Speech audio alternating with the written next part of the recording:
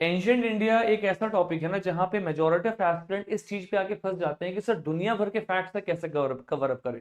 Tamil Nadu publication उठा करके देखो, पूरी फैक्ट से किताब भरी हुई है। आर्य शर्मा उठा करके देखो तो मेंस के लिए ठीक है, कॉन्सेप्ट आपको उसमें देखने को मिलेगा। लेकिन यूपीएससी के रिक्वायरमेंट अलग है। प्रीलिम्स में फैक्चुअल क्वेश्चन आता है, मेंस में आपकी अंडरस्टैंडिंग को टेस्ट करता हुआ क्वेश्चन आता है। तो प्रीसाइजली अगर आप प्रीलिम्स ओरिएंटेड देखो ना, तो कुछ इंपॉर्टेंट से फैक्ट्स है। For example important coins, important से पोर्ट्स, इंपॉर्टेंट से राइटर्स, इंपॉर्टेंट से बुक्स, जहां से बहुत बार क्वेश्चन आया। और अगर आपने यूपीएससी के पिछले ईयर्स के एग्जाम का एनालिसिस किया है या फिर आप रिपीटर एग्जाम आपने दिया हुआ है, आप इस चीज को रिलेट कर पाएंगे। आज का जो क्लास है प्रीसाइजली आज की क्लास में अपन 1.5 घंटे में पूरा एंशिएंट इंडिया का ना क्विक रिवीजन करेंगे। तो अगर आप पहली बार इस वीडियो पे आए हैं 1.5x पे इसको लगा लो, है ना, और साथ में एक कॉपी और पेन लेकर के बैठ जाओ। जो भी इंपॉर्टेंट फैक्ट्स लिखता है उसको लिखते चलना। बाकी जो कंटेंट है क्विक रिवीजन जिसका मैं करा रहा हूं, आपको यूपीएससी बाय रुपेश करके टेलीग्राम चैनल है, उस पे आपको फ्रीली मिल जाएगा। You can just go and download it from there. ठीक है, चलो भैया स्टार्ट करते हैं आज की क्लास को। सबसे पहले हम स्टार्ट करेंगे सर स्टोन एज से, क्योंकि आप सभी को पता है हमारी जो एंशिएंट इंडिया है इसकी शुरुआती लाइन जो हम पढ़ते हैं अपने बुक्स में वो कहीं ना कहीं स्टोन एज से आता हुआ नजर आता है। उसमें भी आपको एक सबसे इंपॉर्टेंट सा टॉपिक दिखाई देगा, that is called the pre historic period. क्या होता है प्री हिस्टोरिक? अगर मैं एक वर्ड में बताऊं तो जिसमें स्क्रिप्ट नहीं था, मतलब एक ऐसा टाइम पीरियड जहां पे लोगों के पास में कोई स्क्रिप्ट नहीं था, लोग लिखना नहीं जानते थे, उसको हम प्री हिस्टोरिक कहते हैं। यानी कि इस टाइम पीरियड में क्या स्क्रिप्ट था लोगों के पास? नहीं सर, इस टाइम पीरियड में स्क्रिप्ट नहीं था। सबसे बेस्ट एग्जांपल क्या है सर? स्टोन एज, है ना। कौन सा age? Stone age. Stone age को हिंदी में क्या बोलोगे आप? पाषाण काल। स्टोन एज मतलब एक ऐसा टाइम पीरियड जहां पे कोई स्क्रिप्ट नहीं था, इसको हम बोलते हैं सर प्री हिस्टोरिक एज। एक और क्वेश्चन आता है सर, इसका नाम स्टोन एज क्यों पड़ा, या फिर आयरन एज नाम क्यों है, या फिर चैल्कोलिथिक एज नाम क्यों है, ब्रॉन्ज एज क्यों है? इस बार यूपीएससी ने 2025 में प्रीलिम्स में क्वेश्चन पूछा था, ब्रॉन्ज एज आखिरकार में ये नाम क्यों है? बहुत ही सिंपल है सर, अगर किसी भी टाइम पीरियड में आप किसी मेटल का इस्तेमाल कर रहे हो और हर चीज में इस्तेमाल कर रहे हो, मतलब इंस्ट्रूमेंट बनाने से लेकर के डेली एक्टिविटी में हर चीज में आप उसका यूज कर रहे हो, तो उस पर्टिकुलर मेटल, उस पर्टिकुलर एलिमेंट के नाम पे पूरे के पूरे एज का नाम हो जाता है, पूरे काल, पूरे टाइम पीरियड का नाम हो जाता है। फॉर एग्जाम्पल अगर मैं स्टोन का इस्तेमाल करके वेपन्स बना रहा हूं, कोई भी टूल बना रहा हूं, हर चीज में मैं स्टोन का इस्तेमाल कर रहा हूं, that is called the stone age. अगर मैं ब्रॉन्ज का इस्तेमाल करूंगा, that is called the bronze age. तो ब्रॉन्ज एज किसको कहते हैं? इंडस वैली सिविलाइजेशन को। आज की क्लास में बताऊंगा। अगर आपने पहले कभी भी थोड़ा भी हिस्ट्री पढ़ा हुआ है एंशिएंट इंडिया, अगर आपने 5-6 में भी पढ़ा हुआ है, तो भी आज की क्लास आपको समझ में आ जाएगी। So stay patient and just continue the session. एक और कमाल की बात, राइट, इन क्लासेस में हम बहुत ही क्वालिटी प्रोडक्ट, बहुत ही क्वालिटी कंटेंट सारे एस्पिरेंट के लिए फ्रीली अवेलेबल कराते हैं। It will be a motivation for me. अगर आप इस सेशन को देख रहे हैं, आप यहां से कुछ भी सीख करके जाते हैं, please do not forget to subscribe the channel, because increasing the number of subscribers, I do feel that I should produce some more quality content that is going to be helpful for all the aspirants who are hustling hard in this journey, because I have been the part of the same journey. I have got something from the community and I am here to give back the same stuff to the community. So I hope if you like the content, you will not forget to subscribe the channel, right? Coming back here sir, stone age को divide किया गया है 3 part में। Quickly देखेंगे, Palaeolithic, Mesolithic और एक होता है आपका न्यूलिथिक। पहले मैं आपको डिवाइड कर देता हूं कि इन पार्ट्स में क्या डिफरेंसेस है। पैलियोलिथिक को हम बोलते हैं सर ओल्ड स्टोन एज। क्या बोलते हैं? ओल्ड स्टोन एज, पुराने पत्थरों का काल, है ना। इसको हिंदी में बोलेंगे आप, क्या बोलते हैं इसको? पूरा पूरा तत्व क्या कहते हैं कुछ, है ना। बहुत ही पुराना time period, that's called as the old stone age, है ना। इसको हम बोलते हैं सर पैलियोलिथिक एज। इस टाइम पीरियड में क्या होता था? तो इस पर्टिकुलर टाइम पीरियड में जो हमारा ह्यूमन सिविलाइजेशन था, जो इंसान थे वो बहुत डेवलप नहीं थे, कहीं ना कहीं उनकी शुरुआती रेखा इसको मानी जाती है। यहाँ पे सर मोटे पत्थरों का औजार बनाया जाता था, यानी कि जो टूल्स थे ना बहुत ही ब्लंट होते थे। कैसे होते थे सर? बहुत ब्लंट टूल्स होते थे, भारी होंगे, नोकीले कम होंगे, बहुत ही हैवी टाइप टूल्स इस्तेमाल होता था। That's called as the palaeolithic age, right. पूरा पाषाण काल, exactly the correct Hindi is the पूरा पाषाण काल।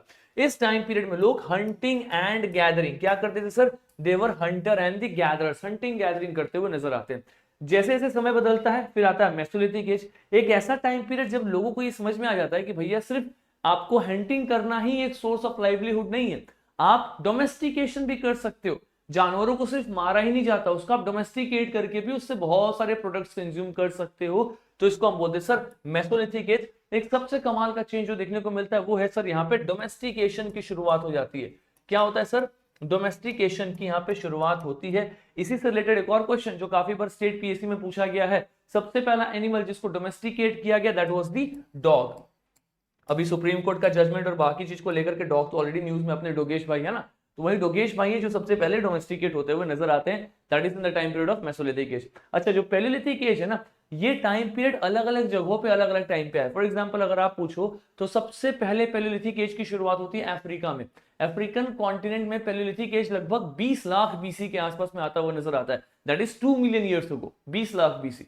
लेकिन इंडियन सब कॉन्टिनेंट में यही पैलियोलिथिक एज लगभग 5 से 6 लाख बीसी के आसपास में ट्रेस होता हुआ नजर आता है। यानी कि अगर आप इंडियन कॉन्टेक्स्ट की बात करोगे तो लगभग लगभग आज से 5 लाख साल पहले, that is also before Christ, है ना, उस टाइम पीरियड में पैलियोलिथिक एज होता था, जिसको अपन ओल्ड स्टोन एज कहते हैं। एक और कमाल की बात सर, इस टाइम पीरियड में हमारा जो अर्थ था ना, इसका टेम्परेचर बहुत ही ठंडा था। कैसा था सर? बहुत ही कोल्ड था, है ना। तो जैसे ही ठंडापन खत्म हुआ, गर्मी बढ़ना स्टार्ट हुआ, हमारा अर्थ का जो टेम्परेचर जब बढ़ना स्टार्ट होता है, गर्मी स्टार्ट होती है, वैसे ही माइक्रोबियल एक्टिविटीज होना स्टार्ट होता है, यानी कि पेड़ पौधों की शुरुआत हो जाती है, घास फूस उगने लगते हैं ना, ग्रासेस की संख्या बढ़ने लगती है। जैसे ही ग्रासेस बढ़ते हैं, उन ग्रास पे डिपेंड करने वाले एनिमल, फॉर एग्जांपल शिप्स, है ना, फॉर एग्जांपल गोट, ऐसे एनिमल्स की संख्या बढ़ने लग जाती है और लोगों ने वहीं से सर डोमेस्टिकेशन भी शुरू कर दिया। यानी कि जैसे अपन पैलियोलिथिक एज से मेसोलिथिक में आते हैं, हमने हंटिंग एंड गैदरिंग के साथ में पशुपालन भी शुरू कर दिया। अच्छा, आपका जो पैलियोलिथिक एज था ये लगभग लगभग इंडियन कॉन्टिनेंट की बात करते हैं सर 5 लाख साल पहले शुरू होता है। लेकिन जो आपका मेसोलिथिक एज है सर, ये लगभग लगभग 10,000 बीसी के आसपास में स्टार्ट हो रहा है। तो 10,000 बीसी फिर भी बहुत नजदीक है। अगर मैं बताऊं आज से कितने साल पहले की बात है, तो आज से लगभग 12,000 साल पहले की बात है, क्योंकि आप 2025 में बैठे हो, तो 2025 का 2000 तो ये जोड़ लो, प्लस जीरो के पीछे 10,000 जा रहे हो, तो वो 10,000 प्लस ये 2,000 कितना हुआ? लगभग लगभग 12,000 बीसी के आसपास की पहले की कहानी आपकी मेसोलिथिक एज। इस टाइम पीरियड में अर्थ का टेम्परेचर फिर भी नॉर्मल हो गया था, डोमेस्टिकेशन भैया शुरुआत हो चुका था, और जो आपका स्टोन था ना, जो टेक्नोलॉजी था, जो पर्टिकुलरली आप यहाँ पे मोटे पत्थरों का इस्तेमाल कर रहे थे, उसमें भी विकास होना स्टार्ट हो गया। और इस टाइम पीरियड में आके आपके पास में छोटे छोटे पत्थरों के औजार होने लगे, लाइक यू हैव माइक्रोलिथ्स, है ना, you have small stone tools, आपके पास में छोटे छोटे स्टोन टूल्स भी आते हुए नजर आते हैं। तो अगर मैं आपको बताऊं स्टोन टूल्स का इनोवेशन कैसे हुआ है, तो पैलियोलिथिक में आपको बहुत ही बड़े अनपॉलिश्ड, है ना, ऐसे आपको एक्सेस मिलेंगे, है ना, काटने वाला दिखाई देगा, ये बहुत मोटे मोटे औजार दिखाई देंगे, मतलब पुराना पत्थर का समय ना, दैट्स कॉल्ड एज पूरा पाषाण काल। मेसोलिथिक को बोलते हैं अपन मध्य पाषाण काल हिंदी में, और न्यूलिथिक को हम बोलते हैं सर नव पाषाण काल, न्यू स्टोन एज, मतलब इवोल्यूशन होता हुआ नजर आ रहा है। जैसे अपन मेसोलिथिक में आते हैं तब थोड़े सोफिस्टिकेटेड स्टोन टूल्स हो जाते हैं, मतलब कहीं ना कहीं स्टोन टूल्स छोटे हो जाते हैं और थोड़े से कटिंग एज टेक्नोलॉजी बढ़ने लगती है। लोग अब एग्रीकल्चर नहीं स्टार्ट हो रहा है, डोमेस्टिकेशन शुरू करते हुए नजर आते हैं। तो आपको एक चीज तो क्लियर है सर कि जो पैलियोलिथिक एज है और जो मेसोलिथिक एज है, क्या यहाँ पे लाइफ सेडेंट्री है? सेडेंट्री मतलब क्या यहाँ पे जिंदगी स्थायी है? नहीं sir, life is not sedentary, लोग कॉन्टिन्यूसली मूव कर रहे हैं, जिंदगी स्थायी नहीं है। लेकिन जैसे ही न्यूलिथिक एज आएगा, अभी आपको मैं बताऊंगा, जैसे न्यूलिथिक एज आएगा, है ना, वहां पे एग्रीकल्चर की शुरुआत हो जाती है, लोग कृषि करने लगते हैं, तो वहां पे जिंदगी स्थायी हो जाती है। न्यूलिथिक आने के पहले जो आपका पैलियोलिथिक और मेसोलिथिक एज है, इस टाइम पीरियड में आप देखो कहीं ना कहीं लोग हंटिंग गैदरिंग कर रहे हैं, हंटिंग गैदरिंग के साथ डोमेस्टिकेशन भी कर रहे हैं, तो नोमैडिक लाइफस्टाइल है, एक जगह से दूसरे जगह पूरे ग्रुप के साथ में या फिर बैंड्स के साथ में ट्रेवल करते हुए नजर आ रहे हैं, पहली बात। दूसरी सर, वो नेचुरल केव्स में रह रहे हैं, रॉक शेल्टर में रह रहे हैं। अब एक बहुत ही कमाल का एविडेंस मैं आपको बताता हूं, जो मेसोलिथिक टाइम पीरियड से बिलोंग करता हुआ नजर आता है, आप सभी ने पढ़ा भी हुआ, और यूपीएससी स्टेट पीएससी में काफी बार वहां से क्वेश्चन भी आया हुआ है, दैट इज द भीमबेटका केव। आप सभी ने नाम सुना है इसका? बताओ, भीमबेटका केव, है ना। भीमबेटका केव पे ना बहुत पुराना एविडेंस मिलता है सर, केव पेंटिंग का। किसका? केव पेंटिंग का। मतलब बहुत पुराने टाइम पीरियड में, स्पेशली मेसोलिथिक एज के आसपास में लोग उसमें रहते थे और उन्होंने पेंटिंग किया है, कुछ चित्र बनाया है, जो भी आसपास में देखते थे जानवर पेड़ पौधे, उसका आपको आज भी पेंटिंग के एविडेंसेस दिखाई देते हुए नजर आएंगे। एक क्वेश्चन आप सभी के लिए छोड़ के जा रहा हूं सर, भीमबेटका केव का लोकेशन बताना, है ना। मध्य प्रदेश में, मुझे भी पता है कौन सा डिस्ट्रिक्ट में है और किसने एक्सकवेट किया है। चलो एक्सकवेट फिर भी टफ है, WS वकांकर उनका नाम है ना, VS वकांकर भी कहते हैं, उन्होंने एक्सकवेट किया था। बस ये बता दो इसका डिस्ट्रिक्ट कौन सा है, अगर नहीं पता तो चेक करना, यूपीएससी पूछ सकती है, ठीक है। तो सर यहाँ पे हमारी जो लाइफ है वो कहीं ना कहीं नोमैडिक है, एक जगह से दूसरी जगह हम मूव करते हुए नजर आ रहे हैं। जैसे ही समय बदलता है, क्या होता है सर, लोगों में बदलाव आना स्टार्ट हो जाता है। अब देखो यहाँ पे मैंने ऐड भी कर दिया हुआ है, आर्ट एंड कल्चरल सिग्निफिकेंस से आपका यूपीएससी का फोकस किस पे है? भीमबेटका केव पे। और भीमबेटका केव आपका सबसे पुराना एविडेंस देता है आर्ट का, आर्ट मतलब पेंटिंग का। देखो इस टाइप को ना आपको केव पेंटिंग दिखाई देगा, जहाँ पे अलग अलग एनिमल्स, हंटिंग करते हुए इंसान, है ना, ऐसे आपको एविडेंसेस दिखाई देंगे। अलग अलग एनिमल्स से ये पता चलता है कि सर आज से लगभग 10,000 साल पहले इस प्रकार के जानवर हमारे धरती पे थे, है ना, हमें कहीं ना कहीं एनिमल्स की भी हिस्ट्री से पता चलती है, एवोल्यूशन हम समझ पाते हैं, ठीक है। अलग अलग सीन्स को डिपिक्ट कर रहे हैं, फॉर एग्जांपल हंटिंग को, डांसिंग को, डेली लाइफ, है ना, और जो भी कल्चरल इंसाइट आपको देखने को मिलेगा। तो मैंने इस पीपीटी में प्रिसाइजली जो भी यूपीएससी ओरिएंटेड फैक्ट्स है ना उसको स्पेशली करके ऐड किया हुआ है। And the complete PPT contain lot of images so that you don't feel bore when you read ancient India, ठीक है। तो ऑब्वियस सी बात है, आप जैसे जैसे इसको पढ़ोगे आपको इसका क्वालिटी समझ में आता हुआ नजर आएगा। But I just have single request to all of you, if you like the content never forget to subscribe the channel, ठीक है। चलो भैया नेक्स्ट अगर आते हैं हम, अब सिविलाइजेशन कैसे इवॉल्व हो रहा है।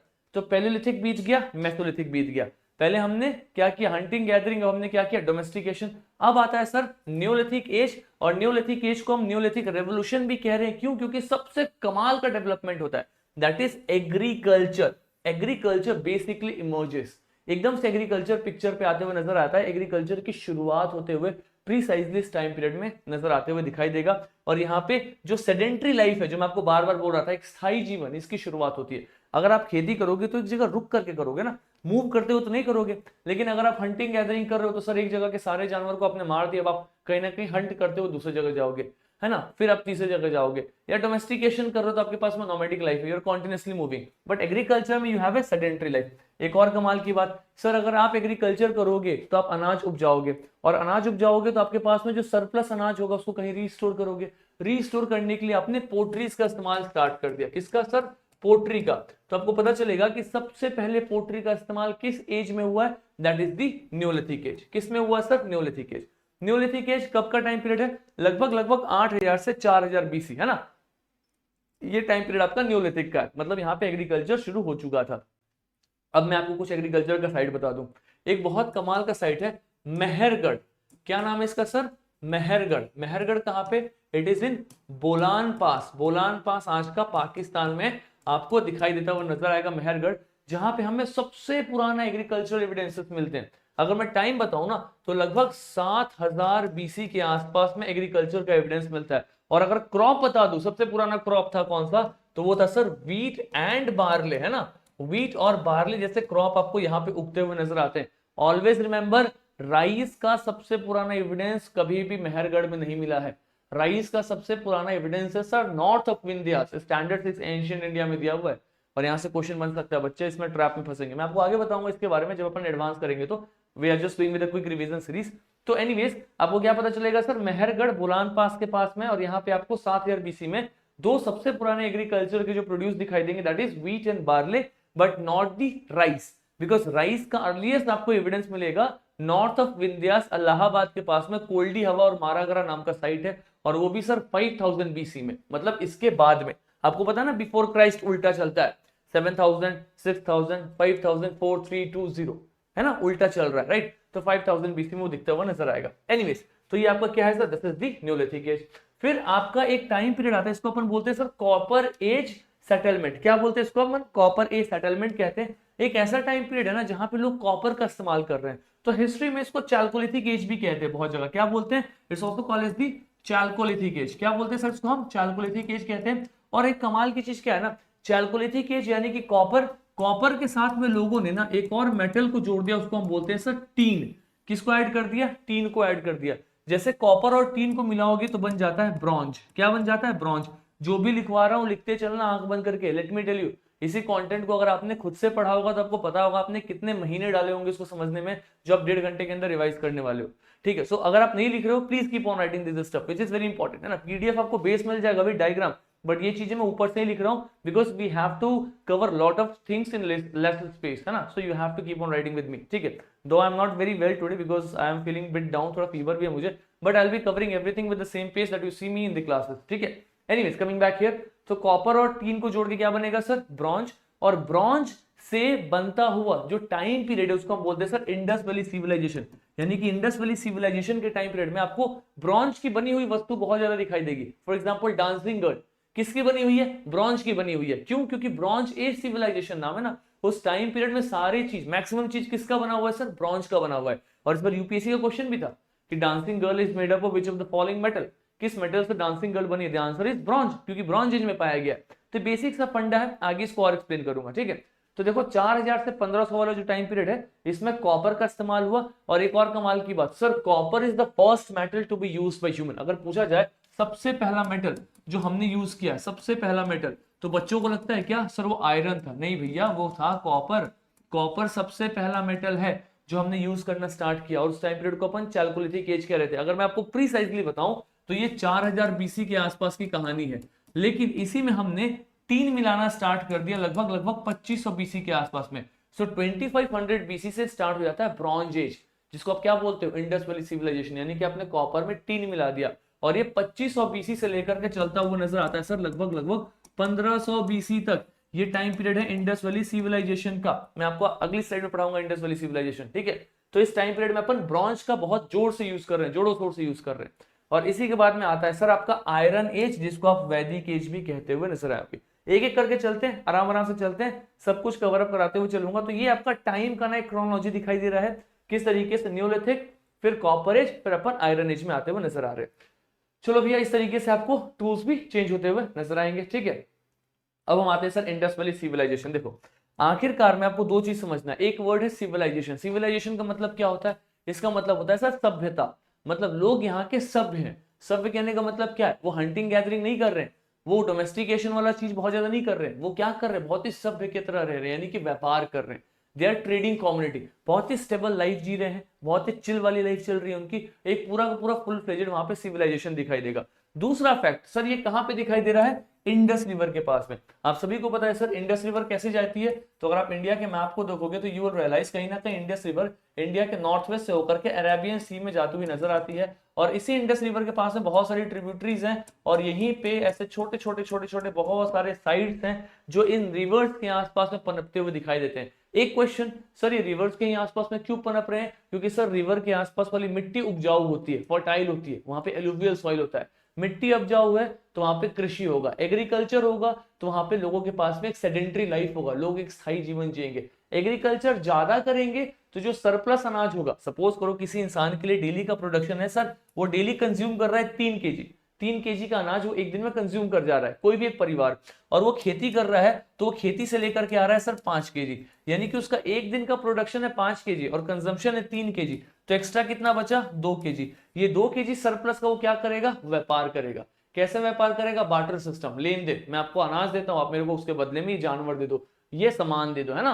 Are you getting this? तो यहाँ पे लोगों के पास में चूंकि वो एग्रीकल्चरल एरिया है, रिवर के आसपास का एरिया है, अभी तो फिर भी वहां के एरिया थोड़े बंजर हो गए हैं, उस टाइम पीरियड में बहुत ही प्रोडक्टिव एरिया था, और इस कारण से वहां पे सर बहुत ही अच्छा एग्रीकल्चर होता था, बहुत अच्छा ट्रेड होता था, और इसलिए वहां पे एक अच्छी सिविलाइजेशन दिखती हुई नजर आती है, जिसको आप क्या बोलते हो? Indus valley civilisation.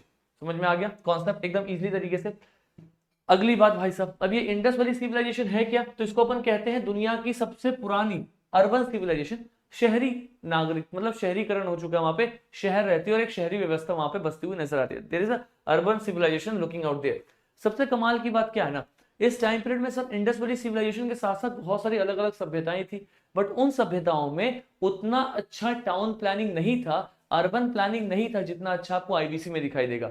यहाँ पे जितने भी लोग थे ना, घर बनाने के पहले प्रॉपर प्लानिंग करते थे कि हमें घरों को कहाँ प्लेस करना है, कौन सी गली कैसे निकलेगी। There was a great urban planning and the architecture in the Indus valley civilisation, ठीक है। आपको क्या पता चलेगा सर? बहुत ही ग्रिड पैटर्न में सिटीज था। ग्रिड पैटर्न मतलब क्या? इस टाइप से, right, this called the grid pattern. Grid pattern मतलब एक गली दूसरी गली को सर 90 डिग्री पे कट कर रही है इस तरीके से, और हर गली के पास से एक नाली निकल रही है, तो घर का जो भी कचरा है वो नाली से होकर के एक बड़ी नाली में मिल जा रहा है, और वहां से वो शहर के बाहर जा रहा है। मतलब it has a great drainage system and it has a great town planning. That is the reason why you understand that urban planning and architecture of Indus Valley civilization was at different level. इतना तगड़ा urban planning आपको उस time period में कहीं पे नहीं दिखाई देगा, जो बेसिकली आपको आईवीसी में दिखाई देता हुआ नजर आता है, ठीक है। नेक्स्ट आप देखो, अब आईवीसी के कुछ इंपॉर्टेंट से साइट्स है। साइट कहने का मतलब सर कुछ ऐसे अलग अलग से जगह जहां पे इस प्रकार की व्यवस्था एग्जिस्ट कर रही है। फॉर एग्जाम्पल आपको हड़प्पा दिखाई देगा, ये भी पाकिस्तान में है। मोहनजोदारो पाकिस्तान में है। लोथल एंड धोलावीरा ये गुजरात में। कहां पे सर? गुजरात में। राखी गढ़ी कहां पे सर? हरियाणा में। और ये दो कहां पे सर? ये आपको पाकिस्तान में दिखाई देते हुए नजर आएंगे। तो इस तरीके से अलग अलग जगहों पे साइट दिखाई देगा। एक क्वेश्चन जो आपको ट्रिगर कर सकता है, सर आपने क्यों बोला कि इंडस वैली सिविलाइजेशन का जो साइट है वो लोथल और धोलावीरा है? लोथल और धोलावीरा तो गुजरात में है, गुजरात से तो इंडस रिवर निकल नहीं रही है, तो फिर आपने इसका नाम इंडस वैली सिविलाइजेशन का साइट क्यों रखा? Why you call this Indus valley civilisation site, है ना? इंडस तो भाई सब यहां से बह रही है, गुजरात और हरियाणा में कौन सी इंडस रिवर है? The answer is very simple, एक ऐसा टाइम पीरियड जिस टाइम पीरियड में जो सभ्यता हमें इंडस रिवर के आसपास में देखने को मिलती है, उसी टाइम पीरियड में इंडस रिवर से दूर भी जो भी हमें सभ्यताएं देखने को मिलती है, इनका टाउन प्लानिंग, इनका कल्चर एग्जैक्टली इंडस वाले रिवर का कल्चर का बराबर है। इसलिए देश में अगर आप कहीं पे भी ऐसी सभ्यता दिखाई देगी, हम उसको इंडस वैली सिविलाइजेशन के ही नाम से बुलाएंगे, या फिर हम उसको हड़प्पा सिविलाइजेशन के नाम से बुलाएंगे। क्यों? क्योंकि हड़प्पा सबसे पुराना सिविलाइजेशन है जो हमने पाकिस्तान में एक्टिवेट किया था, जिसके बाद में इंडस वैली सिविलाइजेशन के बारे में लोगों को पता चला। तो इसको हम हड़प्पा सिविलाइजेशन भी बहुत बार कहते हुए नजर आते हैं, ठीक है। और इन सभी सिविलाइजेशन में भले ये अलग अलग जगहों पे, लेकिन मोर और लेस इनका स्ट्रक्चर आपको सेम दिखाई देगा, ठीक है। अच्छा, कुछ कमाल की चीजें, अब ये जो भी सभ्यताएं हैं, जो भी इनका मतलब जो भी टाउन है, टाउन कैसा है, तो इस टाइप का एक टाउन है, ठीक है, शहर है, और शहर का जो जनरली पश्चिमी भाग है, वेस्टर्न पार्ट, ये थोड़ा ऊंचा जगह है। क्या है सर? ये थोड़े हाइट पे है, और इसको अपन बोलते हैं सिटाडेल। क्या बोलते हैं? सिटाडेल। तो जो हाइट वाला जगह है ना, वहां पे पाया गया है मेजोरिटी ऑफ टाइम कुछ बहुत ही इंपॉर्टेंट सी चीजें रखी गई है सिटाडेल में। इंपॉर्टेंट सी चीजें, फॉर एग्जांपल सर, वहां पे ना टाउन मतलब राजा महाराजा का हो सकता है घर हो, बिजनेसमैन का बहुत बड़ा घर हो, अनाज घर, ग्रेनरी बनाया गया हुआ है। और ऐसे लोअर टाउन, ये सब क्या है? ये सब आपका लोअर टाउन है, मतलब थोड़ी नीचे वाली जमीन है, यहाँ पे आम लोग रहते हैं। फॉर एग्जाम्पल आपने क्लासरूम में देखा होगा, टीचर पोडियम पे खड़े होते हैं, है ना, और बाकी क्लास ऐसे बैठी होती है। तो जो पोडियम वाला स्पेस है, छोटा सा स्पेस है लेकिन हाइट पे, इसी को बोलते हैं सिटाडेल। छोटा सा स्पेस, हाइट पे, सिटाडेल। आम जो एस्पिरेंट्स बैठे हुए नीचे वाले एरिया में, that's called the lower town. So that is how the Indus Valley civilization sites were divided into two different categories. One was called as the citadel, other was called as the lower town. ऐसे आपको दो categories में दिखाई देगा, ठीक है। तो आपको सिटाडेल और लोअर टाउन दिखाई देगा। एक आपको बहुत ही कमाल का चीज दिखाई देता है सर, द ग्रेट बाथ। ये जो ग्रेट बाथ है, ये आपको मोहेंजोदारो में दिखाई देगा। देखो ये जो मोहेंजोदारो वाला एरिया है ना, यहाँ पे आपको सर ग्रेट बाथ दिखाई देगा। क्या है ग्रेट बाथ? एक बाथिंग सा एरिया था, है ना, ऐसे बनाया हुआ था, उसमें सीढ़ियां बनी होती, सीढ़ियों से आप नीचे उतर करके उसमें नहाओगे, ठीक है। और उसको बेसिकली ग्रेट बाथ को लोग अपने रिचुअल्स के लिए इस्तेमाल करते थे। किस लिए करते थे? रिचुअल्स के लिए। मतलब ऐसा माना गया है कि वहां के लोग वहां से जल वल उठाते होंगे, कोई रिचुअल फॉलो करते होंगे, इसलिए वो ग्रेट बाथ को फॉलो करते हैं। प्लस आपको बहुत सारा वहां पे ग्रेनरी भी दिखाई देगा। सिटाडेल वाले एरिया में लोगों ने अनाज घर बनाया हुआ, अनाज को रिस्टोर किया हुआ है। तो ऐसे अलग अलग आपको खासियत दिखाई देते हुए नजर आएगा। एक दो चीज जो आपको ध्यान में रखना वो ये है सर, कि धोलावीरा का ना वाटर मैनेजमेंट सिस्टम बहुत तगड़ा था। क्या चीज सर? Water management system. कहने का मतलब क्या? धोलावीरा के लोग पानी को बहुत अच्छे से मैनेज कर रहे हैं। जो पानी बारिश का आ रहा है उसको रीस्टोर कर रहे हैं, डैम्स में पानी को रीस्टोर कर रहे हैं। और ये क्वेश्चन पूछा गया यूपीएससी के द्वारा 2021 में, 2021, कि वाटर मैनेजमेंट सिस्टम कौन से साइट का आईवीसी का बहुत ही तगड़ा था? That is the Dholavira. Lothal important क्यों है सर? एक तो Lothal was a factory site. Factory site कहने का मतलब यहाँ पे आपको बहुत सारी चीजें बनती हुई नजर आएंगी, है ना, बहुत छोटे छोटे बीड्स बनेंगे, बहुत छोटे छोटे मोती वाली चीजें यहाँ पे बनती थी, है ना। फैक्ट्री साइट था इंडस वैली सिविलाइजेशन का। साथ में सर ये सबसे पुराना पोर्ट था, है ना, जहाँ पे समुद्र का पोर्ट, है ना। और इसको अपन डॉकयार्ड भी कहते हैं। डॉकयार्ड मतलब क्या होता है? बंदरगाह। डॉकयार्ड मतलब एक ऐसा जगह जहाँ पे पानी वाले जहाज आकर के लगते हैं, उसको अपन बोलते हैं सर डॉकयार्ड। तो बहुत बड़े बड़े पानी वाले जहाज यहाँ पे आके लगा करते थे। One of the earliest natural, not the natural, artificial port was the Lothal. और दोनों आपको गुजरात में दिखाई देंगे। ऐसे हर साइड की कुछ कुछ खासियत है, आपको थोड़ा सा ध्यान रखना है। मोहेंजोदारो में हमने द ग्रेट बात पढ़ा, प्लस मोहेंजोदारो में सर आपको एक और चीज देखने को मिलेगा, मैं आपको यहाँ पे नोट कर देता हूँ, that is the dancing girl, है ना। क्या मिलेगी सर आपको? Dancing girl. डांसिंग गर्ल क्या है? एनसीईआरटी बुक में इसकी एक छोटी सी इमेज दी गई है। वो बार में डांस करने वाली गर्ल नहीं है ये, है ना। This is the dancing girl, is a small statue, बहुत छोटी सी स्टैच्यू है। और वो स्टैच्यू जो बनी हुई है वो बनी है सर ब्रॉन्ज की। किसकी बनी हुई है? That is made up of bronze. Bronze की ही क्यों बनी है सर? क्योंकि जो इंडस वैली सिविलाइजेशन था ना, इस टाइम पीरियड में अपन ब्रॉन्ज का बहुत इस्तेमाल कर रहे थे। किसका? ब्रॉन्ज का बहुत ज्यादा इस्तेमाल कर रहे थे, इसलिए इंडस वैली सिविलाइजेशन को हम ब्रॉन्ज एज सिविलाइजेशन भी कहते हैं। तो अगर अगली बार क्वेश्चन आ गया कि which of the following time period is called as the bronze age civilisation, क्या होगा? इंडस वैली सिविलाइजेशन, सिंधु घाटी सभ्यता। अब इस बार यूपीएससी ने क्वेश्चन पूछ दिया कि सर जो डांसिंग गर्ल ये किस चीज से बनी है। तो जिस भी एस्पिरेंट को पता है कि sir dancing girl Indus valley civilisation से बिलोंग करती है, और इंडस वैली सिविलाइजेशन को अपन ब्रॉन्ज एज सिविलाइजेशन कहते हैं, वो फट से मारेगा कि सर ये ब्रॉन्ज की बनी हुई है। So this is the basic question which even UPSC ask in order to जज योर सेंस ऑफ हिस्ट्री, कि आपकी हिस्ट्री की सेंस कितनी स्ट्रांग है, आप हिस्ट्री में चीजें कितनी समझ पा रहे, रट्टा नहीं मार रहे एटलीस्ट, ठीक है। अभी आप बहुत ही सिंसियर होकर के इस वन शॉट को देखो। यूपीएससी प्रीलिम्स आने वाला है ना, अभी बच्चे लग जाएंगे अक्टूबर के आसपास से। वहां से लेकर के मई तक हिस्ट्री, पॉलिटी और इकोनॉमिक्स, इन तीन सब्जेक्ट्स का ऐसे वन शॉट्स लेकर के आऊंगा। इस तरीके से अपन सीरीज कवर करेंगे ना कि यहाँ से आते हुए सारे क्वेश्चंस बनेंगे। और जो भी एस्पिरेंट पहली बार चैनल पे आए हैं, मैंने साथ में कराया हुआ है पॉलिटी का 25 days challenge of Indian polity, जहाँ 25 क्लास में मैंने पूरी पॉलिटी कवर अप कराई हुई है, आप सभी के लिए हाईली इफेक्टिव है। तो अगर आपने नहीं देखा, you can definitely go and watch out दो सीरीज, है ना, फ्री ऑफ कॉस्ट अवेलेबल है, प्लेलिस्ट बना हुआ है, जाओ जाकर के देखो। 25 घंटे में पूरी पॉलिटी खत्म। उन 25 घंटे में आपके 10 क्वेश्चन सेव है, मतलब बस 25 घंटे में आप सुनूंगा and I will save your 10 questions. वो उस लेवल का कंटेंट दिया गया। It's not my appreciation, it's the appreciation of the team Chandan and the Rohit who are making such great content. I am just want to deliver it here, और मेरा इसमें कोई योगदान नहीं है। एनीवेज आगे चलते हैं अपन। इंडस वैली सिविलाइजेशन का सर आपको और क्या क्या दिखाई देगा? ये आपको दिखाई देगा sir social structure and administration. Social structure मतलब क्या है? बहुत ही यूनिफॉर्मिटी दिखाई देगा, मतलब सभी घर एक जैसे हैं, है ना। आपको हायरकी दिखाई देता है। सिटाडेल यानी कि जो अपर टाउन है वहां पे जो अमीर लोग हैं वो रह रहे हैं, लोअर टाउन में आम आदमी रह रहे हैं, ऐसा जनरल परसेप्शन है। अभी भी इस पर रिसर्च चल रहा है। नेक्स्ट सर, इसका ड्रेनेज सिस्टम बहुत ही स्ट्रॉन्ग है, मतलब हर नाली, हर घर के पास से नाली निकल रहा है and it is a close drainage. अब इस पे भी क्वेश्चन आ जाता है, क्लोज वर्ड, ये ध्यान रखना, बंद है ड्रेनेज, अपने तरह की नहीं है कि जैसे यू नो शहरों में आप देखो जो टियर 2 सिटीज है, टियर 3 सिटीज हैं, वहां पे जो बेचारे नाली जा रहे हैं, तो जो म्यूनसिपैलिटी वाले जाते हैं तो नाली का कचरा निकाल करके शहर में रख देते हैं, मतलब रोड पे रख देते हैं। स्कूल जाते हुए बच्चे उस कचरे में गिर रहे हैं, आम इंसान उस कचरा में गिर रहा है। वो सीन नहीं है सर, इनका कचरा जो था, ड्रेनेज सिस्टम जो था परफेक्ट था, बहुत ही परफेक्टली कवर्ड भी था। Again very important. Art and craft की बात करें तो मैं आपको पहले बता चुका हूं सर, मोहेंजोदारो में क्या मिला? ब्रॉन्ज की डांसिंग गर्ल, है ना। यूपीएससी 2025, और यूपीएससी मतलब इधर उधर का एग्जाम नहीं, आईएएस का exam, assistant commandant CDS ODA की बात नहीं कर रहा, इंडियन एडमिनिस्ट्रेटिव सर्विसेज की बात कर रहा हूं। इस बार का क्वेश्चन था, है ना। आपको बहुत सारा उसमें स्टीटाइट का सील, मतलब वो जो पके हुए क्ले, मिट्टी का सील बना हुआ दिखाई देगा आपको, है ना। बहुत सारी पोट्री दिखाई देंगे, ऐसे टेराकोटा का आपका फिगर भी बना हुआ दिखाई देगा। ऐसे बहुत सारी चीजें आपको दिखती हुई नजर आएंगी। एग्रीकल्चर की बात करूं तो सर ये लोग व्हीट, कॉटन, बार्ले और कॉटन का सबसे ज्यादा प्रोडक्शन कर, इस चीज को याद रखना। दुनिया में सबसे पहला cotton supply Indus valley civilisation से होता है। इंडिया में खास करके सबसे पुराना कॉटन का आपको खेती भी दिखाई देगा। आईवीसी वाले लोग उस वक्त कॉटन सप्लाई करते थे। और इनका ट्रेड सर मेसोपोटामिया नाम का एक सिविलाइजेशन था, उसके साथ बहुत तगड़ा होता था। ये सब चीज आपको यहाँ पे दिया हुआ इकोनॉमिक एक्टिविटीज में, है ना। रिलीजन को लेकर के ऐसा कहते हैं ना कि ये बहुत ही सेक्युलर रिलीजन वाले लोग हैं। अब इस पे क्वेश्चन आ सकता है, सेक्युलर क्यों? क्योंकि नो पब्लिक बिल्डिंग, इस वर्ड को याद रखना जो मैं यहाँ पे लिख रहा हूँ, no public building was find. कहने का मतलब क्या है सर, ये जितने भी लोग हैं, है ना, कहाँ के लोग हैं? इंडस वैली सिविलाइजेशन वाले, इनका कोई भी मंदिर पब्लिकली नहीं पाया गया, कोई भी ऐसा पब्लिक बिल्डिंग यानी कोई भी ऐसा पब्लिक टेम्पल नहीं पाया गया यार, ठीक है। मतलब इनके पास जो मंदिर होगा ना वो घरों के अंदर होगा, बाहर पब्लिक प्लेस में सर इनके पास में कोई मंदिर नहीं है, इसलिए हम बोलते हैं कि सेक्युलर सिविलाइजेशन है।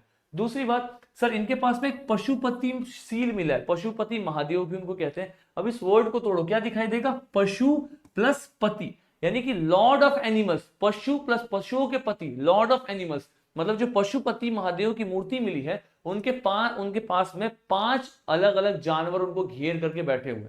पशुपति सील में कितने जानवर बैठे हुए हैं सर? 5 जानवर उनको घेर करके बैठे हुए हैं।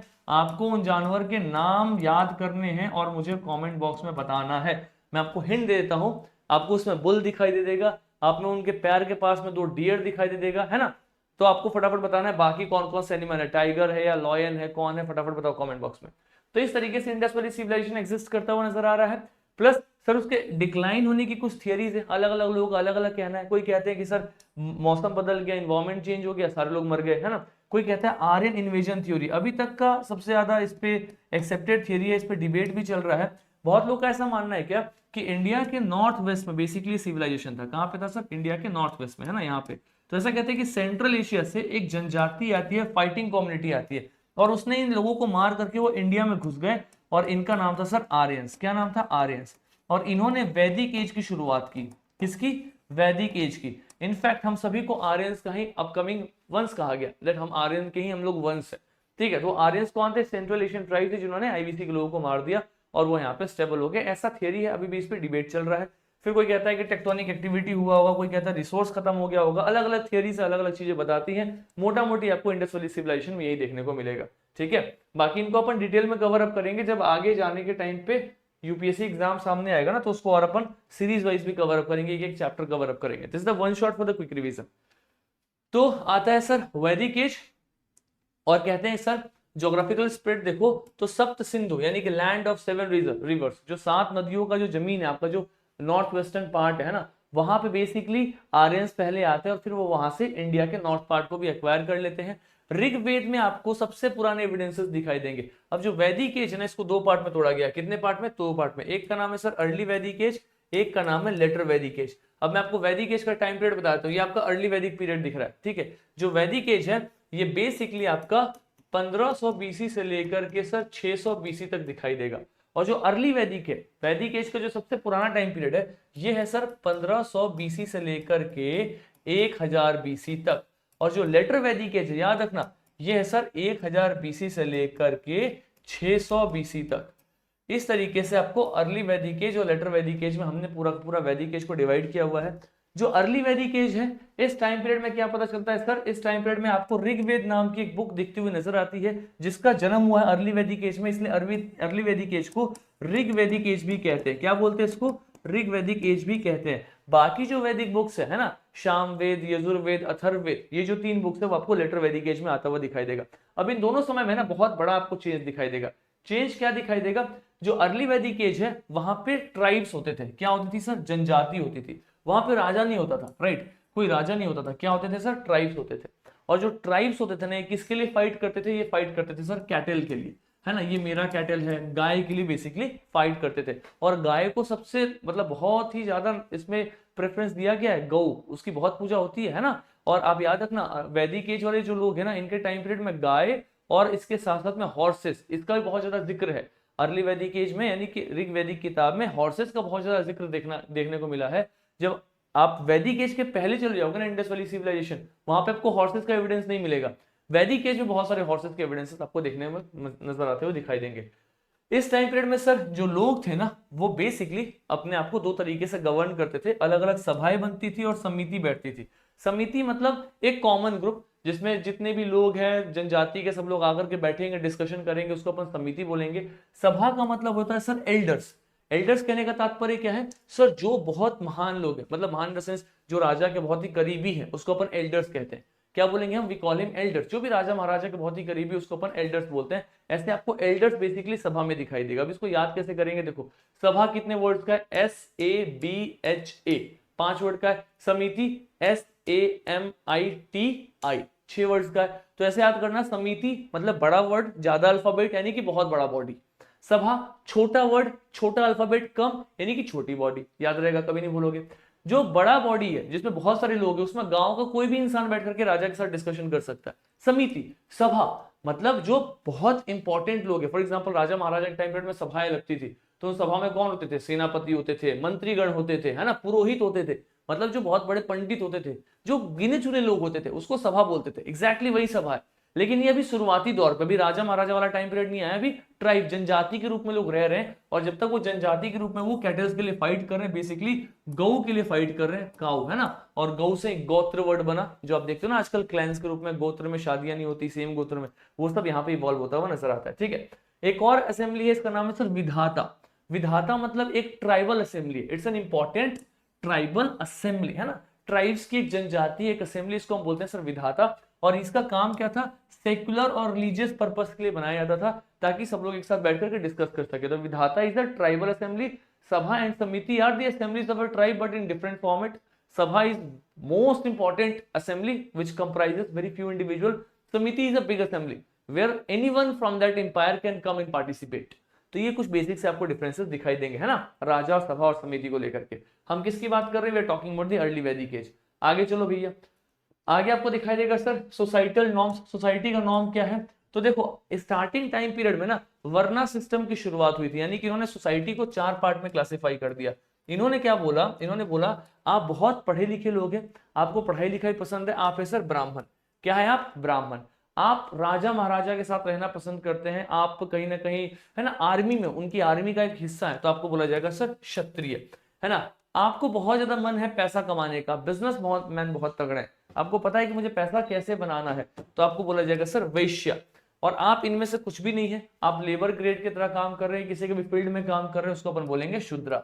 तो वर्ना सिस्टम को 4 पार्ट में डिवाइड किया गया, ब्राह्मण, क्षत्रिय, वैश्य एंड शूद्र। तो इस तरीके से आपको 4 पार्ट में क्लासिफिकेशन दिखाई देगा। और ये जो क्लासिफिकेशन है that is on the basis of occupation, Karma, यानी कि फ्लेक्सिबल है। सपोज करो मैं ब्राह्मण हूं, मुझे पढ़ना लिखना पसंद है, मेरे बेटे को कुछ नहीं पसंद है, वो शूद्र हो जाएगा। उसको सर आर्मी पसंद है, वो क्षत्रिय हो जाएगा। मतलब फ्लेक्सिबिलिटी है, फ्लेक्सिबिलिटी है। लेकिन जैसे ही हम लेटर वैदिक एज में जाएंगे सर, ये फ्लेक्सिबिलिटी खत्म हो जाएगी। मैं ब्राह्मण तो मेरा बेटा ब्राह्मण, उसका बेटा ब्राह्मण, भले उनकी हरकतों शुद्र वाली क्यों ना हो, लेकिन वो ब्राह्मण ही कहलाएंगे। ये जो आपको दिखाई देगा फ्लेक्सिबिलिटी का खत्म होना, ये आपको लेटर वैदिक एज में दिखाई देगा। बट अर्ली वैदिक एज में it was based on the occupation. I think this should be very clear. अगर आप आगे देखोगे तो सर कुल का मतलब होता था फैमिली, है ना, जो कि आपका एक सोशल यूनिट होता था। तो आज तक आप इस वर्ड को इस्तेमाल करते हुए नजर आते हैं कि इसने हमारे कुल खानदान का नाम बढ़ा दिया, इसने हमारे कुल खानदान का नाम डुबा दिया। कुल मतलब फैमिली, है ना, आज तक अपन इस वर्ड को यूज करते हैं, ठीक है। अच्छा, वुमेन्स को बहुत रिस्पेक्ट किया जाता है और वुमेन्स असेंबली को अटेंड कर सकती है। फॉर एग्जांपल सभा एंड समिति, यानी कि सभा और समिति जैसी असेंबली में महिलाएं आ सकती हैं। मैं क्यों बता रहा हूं, क्योंकि जैसे लेटर वैदिक एज आएगा ना, वहां पे अशुद्धियां आना स्टार्ट हो जाएंगी। सोसाइटी जो है वो वुमेन्स के अगेंस्ट जाने लग जाएगा, वुमेन्स का स्टेटस इंफीरियर हो जाएगा, वो सभा और समिति में पार्टिसिपेट नहीं कर पाएंगी। बट यहाँ पे वो पार्टिसिपेट कर रही हैं। तो आपको जो भी अशुद्धियां देखने को मिल रहा है बिकॉज ऑफ लेटर वैदिक एज, ये इंपॉर्टेंट है, ध्यान में रखना, यहां से क्वेश्चन बनते हैं, ठीक है। चलो भैया आगे देखो, आपको रिलीजियस प्रैक्टिसेस दिखाई देंगे, है ना। अब यहाँ पे किस प्रकार की पूजा हो रही है, क्या यहाँ पे विष्णु भगवान इनकी पूजा हो रही है? नहीं सर, यहाँ पे नेचुरल गॉड्स की पूजा हो रही है, यानी कि इंद्र भगवान की पूजा कर रहे हैं। लॉर्ड ऑफ थंडर, वर्षा के मालिक इंद्र भगवान। बहुत सारी आपको जो मिथिकल स्टोरीज है उनमें आपको इंद्र भगवान को लॉर्ड ऑफ रेन दिखाया गया कि इंद्र भगवान गरज रहे हैं, बहुत बारिश हो रही है, ठीक है। प्लस अग्नि फायर, वरुण वाटर, ऐसे देवी देवताओं मतलब नेचर की, बेसिकली वर्शिपिंग दी नेचर। एक और कमाल की बात सर, अगर क्वेश्चन आ गया कौन से ऐसे देव हैं जिनके बारे में ऋग्वेद में सबसे ज्यादा बार मेंशन किया गया है, sir the answer is Indradev. Indradev को ऋग्वेद में सबसे ज्यादा बार मेंशन किया गया। Is known as one of the most important god. बहुत ही इंपॉर्टेंट गॉड के रूप में आपको इंद्रदेव दिखाई देते हुए नजर आएंगे, ना। लोग अलग अलग सेक्रीफाइसेस यज्ञ करते हुए नजर आते हैं। इस टाइम पीरियड में भी सर कोई आइडियल है आपको या कोई मंदिर नहीं दिखाई दे रहा, कोई मूर्ति भी नहीं दिखाई दे रही, है ना। लोग बेसिकली नेचर की पूजा कर रहे हैं। यहाँ पे मूर्ति पूजन शुरुआत नहीं हुआ। मूर्ति पूजन तब होगा ना जब आपके पास में आपके भगवान इंसान के फॉर्मेट में हो। फॉर एग्जांपल विष्णु भगवान, है ना, आप विष्णु भगवान को देख लो, या फिर आप जितने भी भगवान देवी देवताओं की पूजा करते हो ना, या दुर्गा माँ, काली माँ, इनका रूप कहीं ना कहीं ऐसा कहते हैं इतिहास में कि मौर्य पीरियड के बाद में इन देवी देवताओं की शुरुआत हुई है पूजना, है ना। गुप्ता एज के आसपास में इनका पूजन शुरू हुआ है। उसके पहले अपन अग्निदेव, है ना, वरुण देव, इंद्रदेव, ऐसे देवताओं की पूजा करते थे जो कहीं ना कहीं नेचर से प्रभावित है। That is how historians have interpreted. अगर अपन इकोनॉमी फाउंडेशन की बात करें, ऑब्वियस सी बात है सर, कैटल्स के लिए फाइट कर रहे हैं, पैस्टोरलिस्ट इकोनॉमी है, खेती वेती कर रहे हैं बट पैस्टोरल इकोनॉमी है। कैटल गौ के लिए फाइट कर रही है, इनका मेन गोल है ना। और अर्ली एग्रीकल्चर है बट बहुत ही लिमिटेड जगहों पे है। बार्ले का प्रोडक्शन करते हैं, बार्ले को यावा भी कह रहे हैं, जो मेन रूप से मुख्यतः बहुत ही इंपॉर्टेंट सा फूड है इनके लिए। और बार्टर सिस्टम बहुत ही प्रिवलेंट है ना। मतलब ये व्यापार तो करते हैं, व्यापार क्या ही करेंगे, लेन देन कर रहे हैं, व्यापार नहीं हो रहा है यहाँ पे। ट्रेड वॉज नॉट एक्सटेंसिव, छोटे मोटे स्टेज पे हो रहा है। ट्रेड सबसे ज्यादा होता था सर आईवीसी में, इंडस वाली सिविलाइजेशन, उसको अपन सिविलाइजेशन कहते थे, जिसको अपन वैदिक एज कह रहे हैं। वहां पे लोग व्यापार करते थे। यहाँ पे आपको ट्राइब्स दिख रहे हैं, शहर खत्म हो गए, ट्राइब्स, है ना। तो इस टाइप से आपको चेंज दिखाई देगा। फिर आता है सर वैदिक एज का दूसरा पार्ट, जिसको अपन बोलते हैं लेटर वैदिक एज। अब यहाँ से कहानी बहुत ही कमाल की स्विच मारती है। देखो होता क्या है, इस टाइम पे आते आते ना लोहे का खोज होना स्टार्ट हो गया। मतलब लोहा लोगों ने यूज करना स्टार्ट कर दिया। इसके पहले लोग कॉपर का इस्तेमाल कर रहे थे, हड्डियों का इस्तेमाल कर रहे थे, स्टोन्स का इस्तेमाल कर रहे थे औजार के रूप में। यहाँ पे लोगों ने सिर्फ आयरन का खोज हो चुका है, लोग आयरन का इस्तेमाल कर रहे हैं। आयरन का इस्तेमाल करने से सबसे बड़ा पता है चेंज क्या आया है, आपने जितने बड़े बड़े खेत, मतलब बहुत बड़े जंगल जो थे ना, उन सभी को आपने काट दिया और उन जंगलों को काट करके वहां पे अपने खेती करना स्टार्ट कर दिया। क्यों? क्योंकि आयरन एक बहुत ही स्ट्रॉन्ग सा मेटल है, जिसके कारण ये करना पॉसिबल है। आप क्या लकड़ी के औजार से बड़े बड़े पेड़ काट सकते हो? नहीं काट सकते हो। तो औजार का बहुत बड़ा रोल होता है सर एक सिविलाइजेशन को स्टैब्लिश करने में, सभ्यता बनाने में। आपको दूसरा इंटरप्रिटेशन दिखाता हूँ। सपोज करो आप लकड़ी से बने हुए एक एक्स, या आपके पास एक कुल्हाड़ी है लकड़ी का, कुल्हाड़ी छोड़ो, आपके पास में सर लकड़ी का बना हुआ हल है। अब लकड़ी के हल से आप कितने दूर तक खेती कर लोगे? क्योंकि जमीन अगर मिट्टी पक्की है तो हल टूट जाएगा, लेकिन यहाँ पे लोहे का हल बनना स्टार्ट हो गया, है ना। प्लग जो है वो लोहे का, आयरन का बनने लग गया।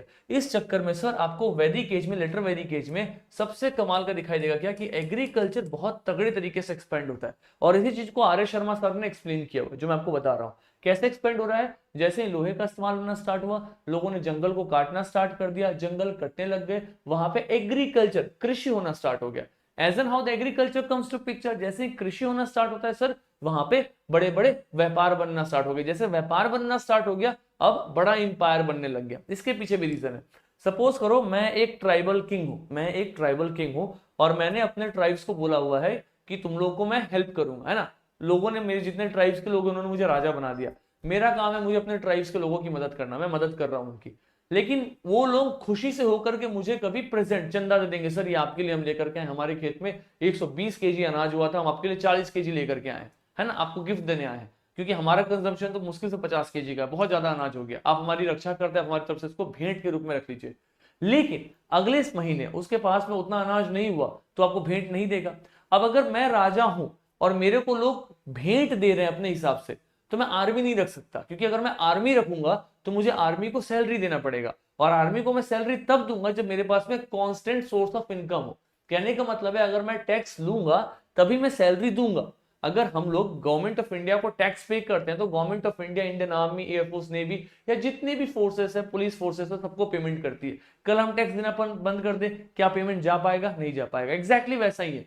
लेकिन जैसे ही एग्रीकल्चर एक्सपेंड हो रहा है लेटर वैदिक एज में, लोगों की खेती बढ़ना स्टार्ट हो जाती है, तो राजा क्या करता है, अब लोगों से टैक्स लेना स्टार्ट करता है कि भैया अब आप लोग टैक्स दीजिए।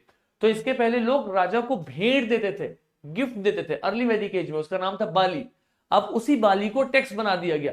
अब आपके पास में एग्रीकल्चर कम हो ज्यादा हो जितना भी हो, आप उसका 1/3 1/6 जो भी नंबर है आपको मुझे टैक्स के रूप में ला करके देना पड़ेगा। अब जब राजा के पास में एक फिक्स सोर्स ऑफ इनकम हो गया, मुझे टैक्स आ रहा है, तो मैं अपने लिए एक स्टैंडिंग आर्मी खड़ी कर सकता हूँ। चलो ये मेरे सैनिक है, इनको सैलरी मैं दूंगा। क्यों दूंगा? क्योंकि मुझे लोग टैक्स दे रहे हैं, I am getting tax, I will give this salary. ये टैक्स क्यों आ रहा है? क्योंकि ये जो लोग हैं जो टैक्स दे रहे हैं सर, इनका एग्रीकल्चर बहुत बढ़ गया। क्यों? क्योंकि इन्होंने आयरन की खोज कर दी, जंगल कट गए और खेती बढ़ गई। अब आपको आई थिंक स्टोरी समझ में आ रहा होगा किस तरीके से एक टूल से पूरी की पूरी हिस्ट्री स्विच हो रही है। खेती की शुरुआत होने से लेकर के इंपायर बिल्डिंग तक का जो कॉन्सेप्ट है एकदम इंटर रिलेटेड है। I think this should be very clear to all of you. समझ में आ रहा है तो सब्सक्राइब करना, है ना। बहुत सब्सक्राइब बोल दिया, तो मैंने आज तक कभी अपनी वीडियो में नहीं बोला होगा, लेकिन इतना बोल दिया तो करके जाओगे, ठीक है।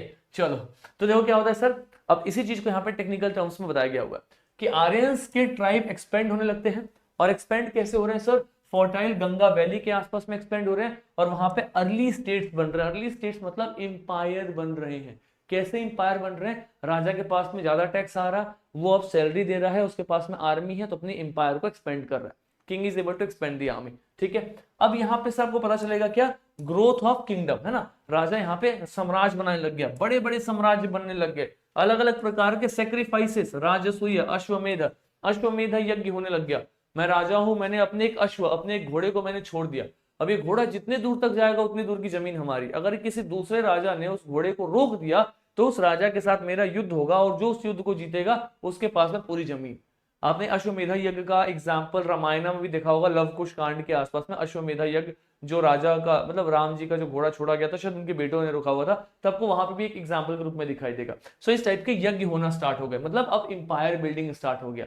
यानी कि अर्ली वैदिक एज में लोग लड़ रहे थे कैटल्स के लिए, गऊ के लिए, बिकॉज वो कैसे थे? ट्राइब्स थे। अब लेटर वैदिक एज में लोग लड़ रहे हैं सर टेरिटरीज के लिए, जमीन के लिए, जनपद के लिए। समझो इस चीज को। अब यहीं से महाजनपद का कॉन्सेप्ट आएगा।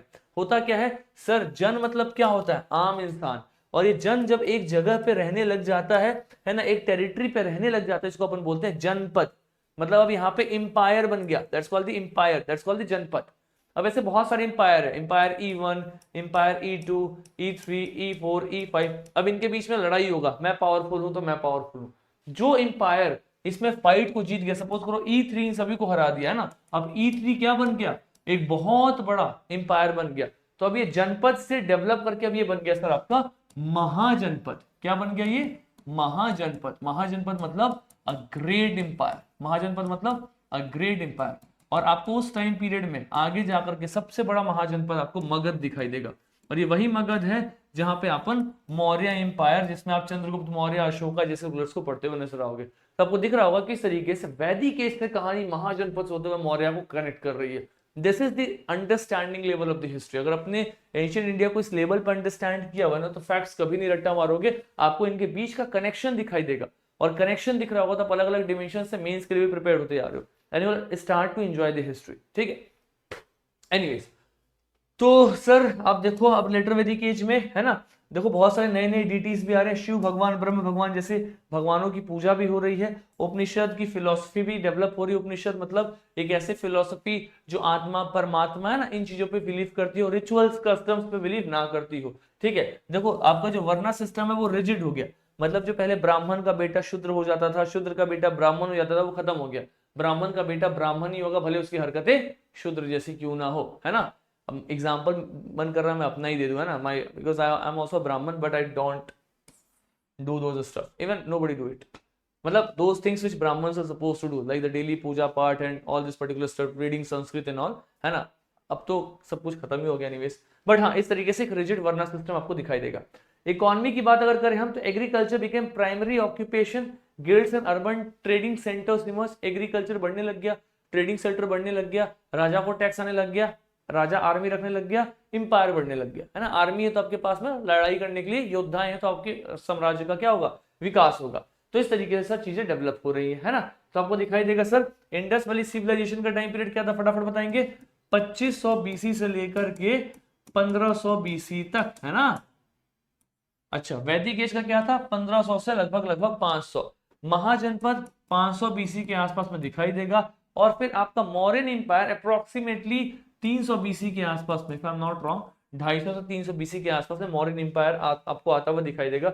जो मौर्य मतलब मगध का सबसे पावरफुल इंपायर था मौर्य इंपायर। इसके पहले बहुत सारे इंपायर्स आए हुए हैं, है ना। फॉर एग्जाम्पल आपको नंदा इंपायर दिखाई देगा, शिशुनाग दिखाई देगा, हरियंका दिखाई देगा, but Maurya was the most powerful one. तो क्विक रिवीजन में अपन जो इंपॉर्टेंट है बस वही पढ़ते हुए चलेंगे।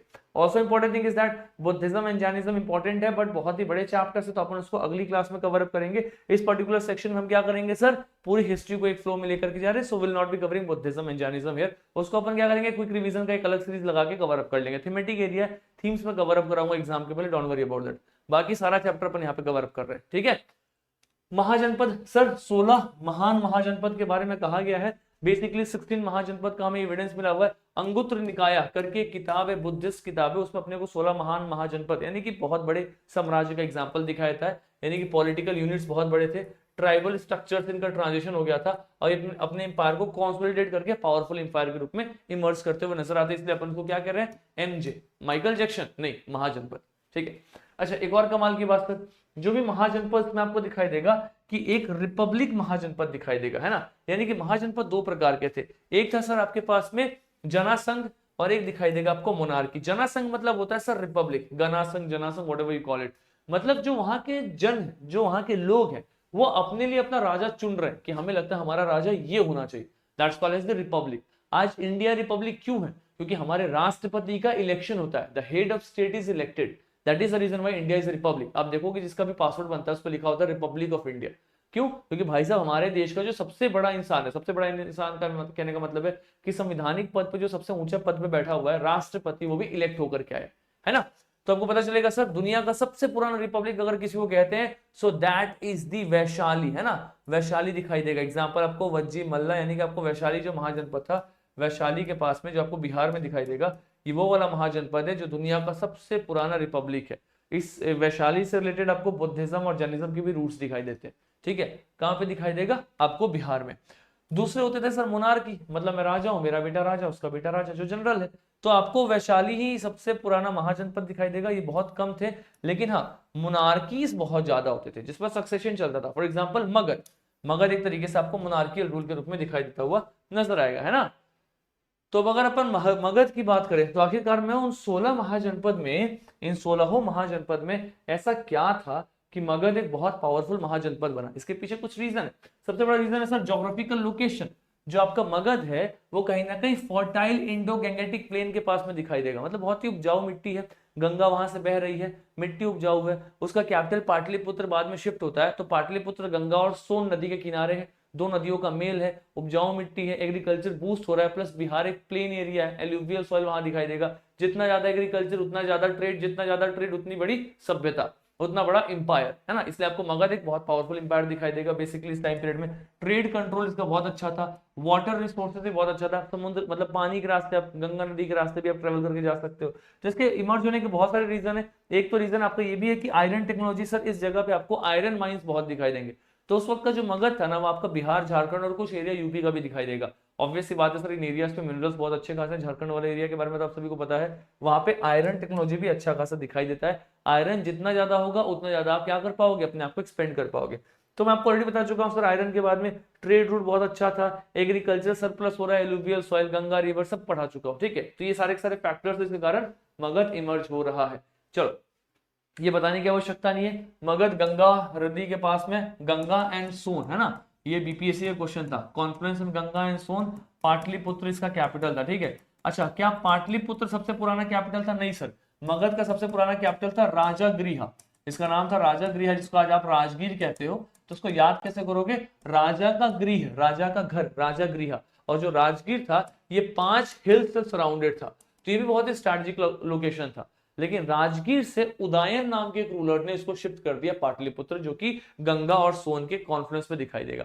बाकी मैं आपको ऑलरेडी बता चुका हूं, आयरन डिपॉजिट ज्यादा है और लोकेशन काफी अच्छा है, इसके कारण आपको दिखाई देगा मगध ग्रो कर रहा है। मगध की सबसे पुरानी डायनेस्टी, सबसे पहली डायनेस्टी, उसको अपन बोलते हैं हर्यंका डायनेस्टी। क्या कहते हैं? हर्यंका।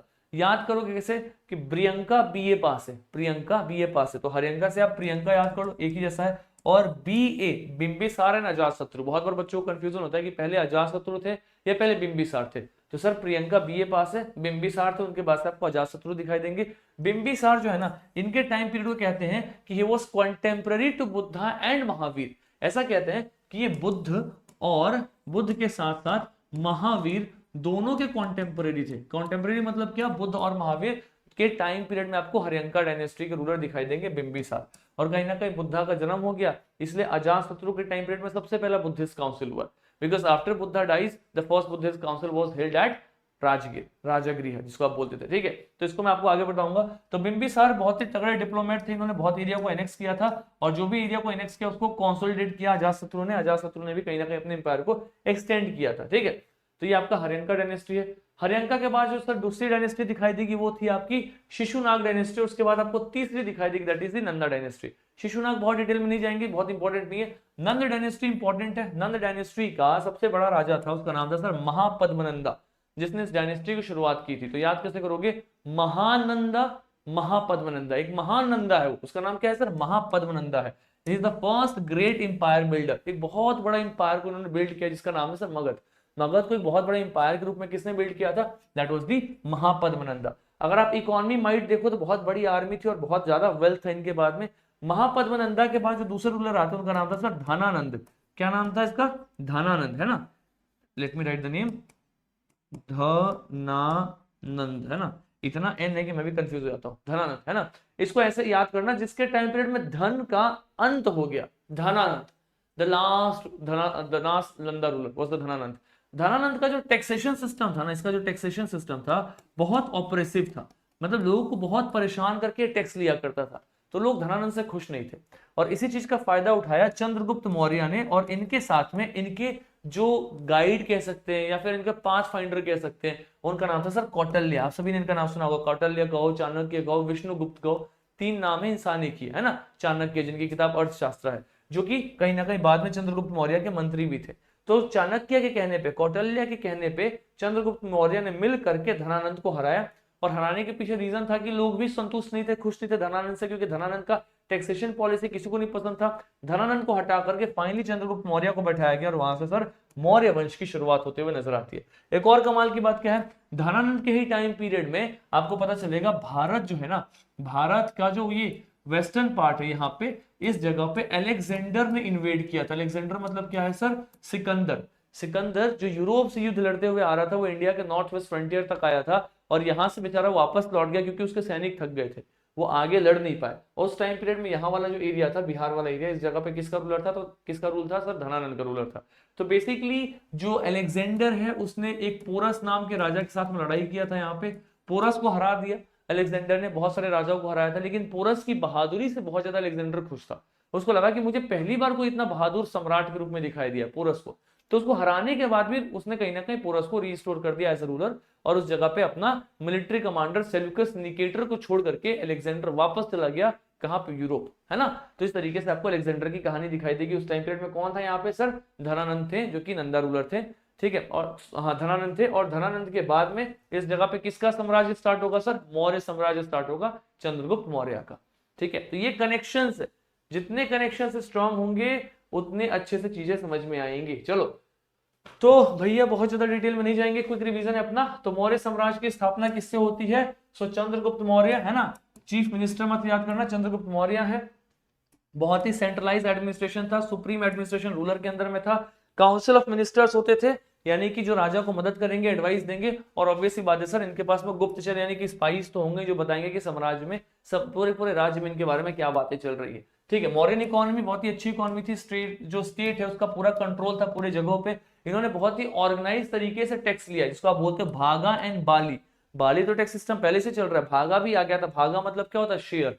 तो जो इनका प्रोडक्शन हो रहा है ना, उसका आई थिंक 1/6 जो शेयर था वो स्टेट ले लेता था। एक बार आप कंफर्म करना, भाग में 1/6 था या फिर 1/4 था, I am bit confuse, but what my gut feeling says is 1/6, जो कि भाग का कहीं ना कहीं शेयर था। तो इस प्रकार का टैक्सेशन सिस्टम वहां पे लिया जाता था, है ना। एग्रीकल्चर ऑब्वियसली बात है सर प्राइमरी इनका इकोनॉमी था, और इंटरनल और एक्सटर्नल ट्रेड तो इनका होते रहता था, मतलब दूसरे देश के साथ भी व्यापारी लोग कर रहे थे। आगे अपन चलेंगे तो इनके टाइम पीरियड में सर जो प्रोविंशियल या जो लोकल गवर्नर्स थे ना, गवर्नर्स बहुत इंपॉर्टेंट है।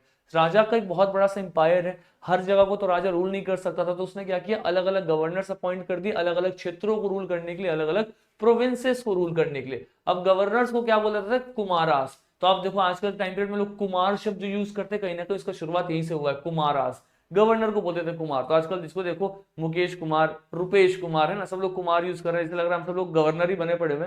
गवर्नर तो नहीं अपन, लेकिन हाँ पुराने वाले गवर्नर दिखाई देंगे, कुमारास। ठीक है, तो मैनेज वास्ट प्रोविंस, बहुत बड़े एरिया को मैनेज करते थे, और म्युनिसिपैलिटी यानी कि अर्बन एरियाज को भी लोग मैनेज करते हुए नजर आएंगे। कुमारा में आपको पता चलेगा सर अशोक भी पहले गवर्नर था, और आई थिंक उज्जैन वाला जो एरिया ना, उस जगह का गवर्नर हुआ करता था, बाद में वो सम्राट के रूप में दिखाई देता है। फाउंडेशन टेक्स्ट की बात करो तो मौर्य इंपायर के टाइम पीरियड में दो किताबें बहुत ही महत्वपूर्ण है। एक किताब है सर मेघसनीस की लिखी गई इंडिका। किताब का नाम क्या है? इंडिका। लिखा किसने? मेघसनीस ने लिखा हुआ है।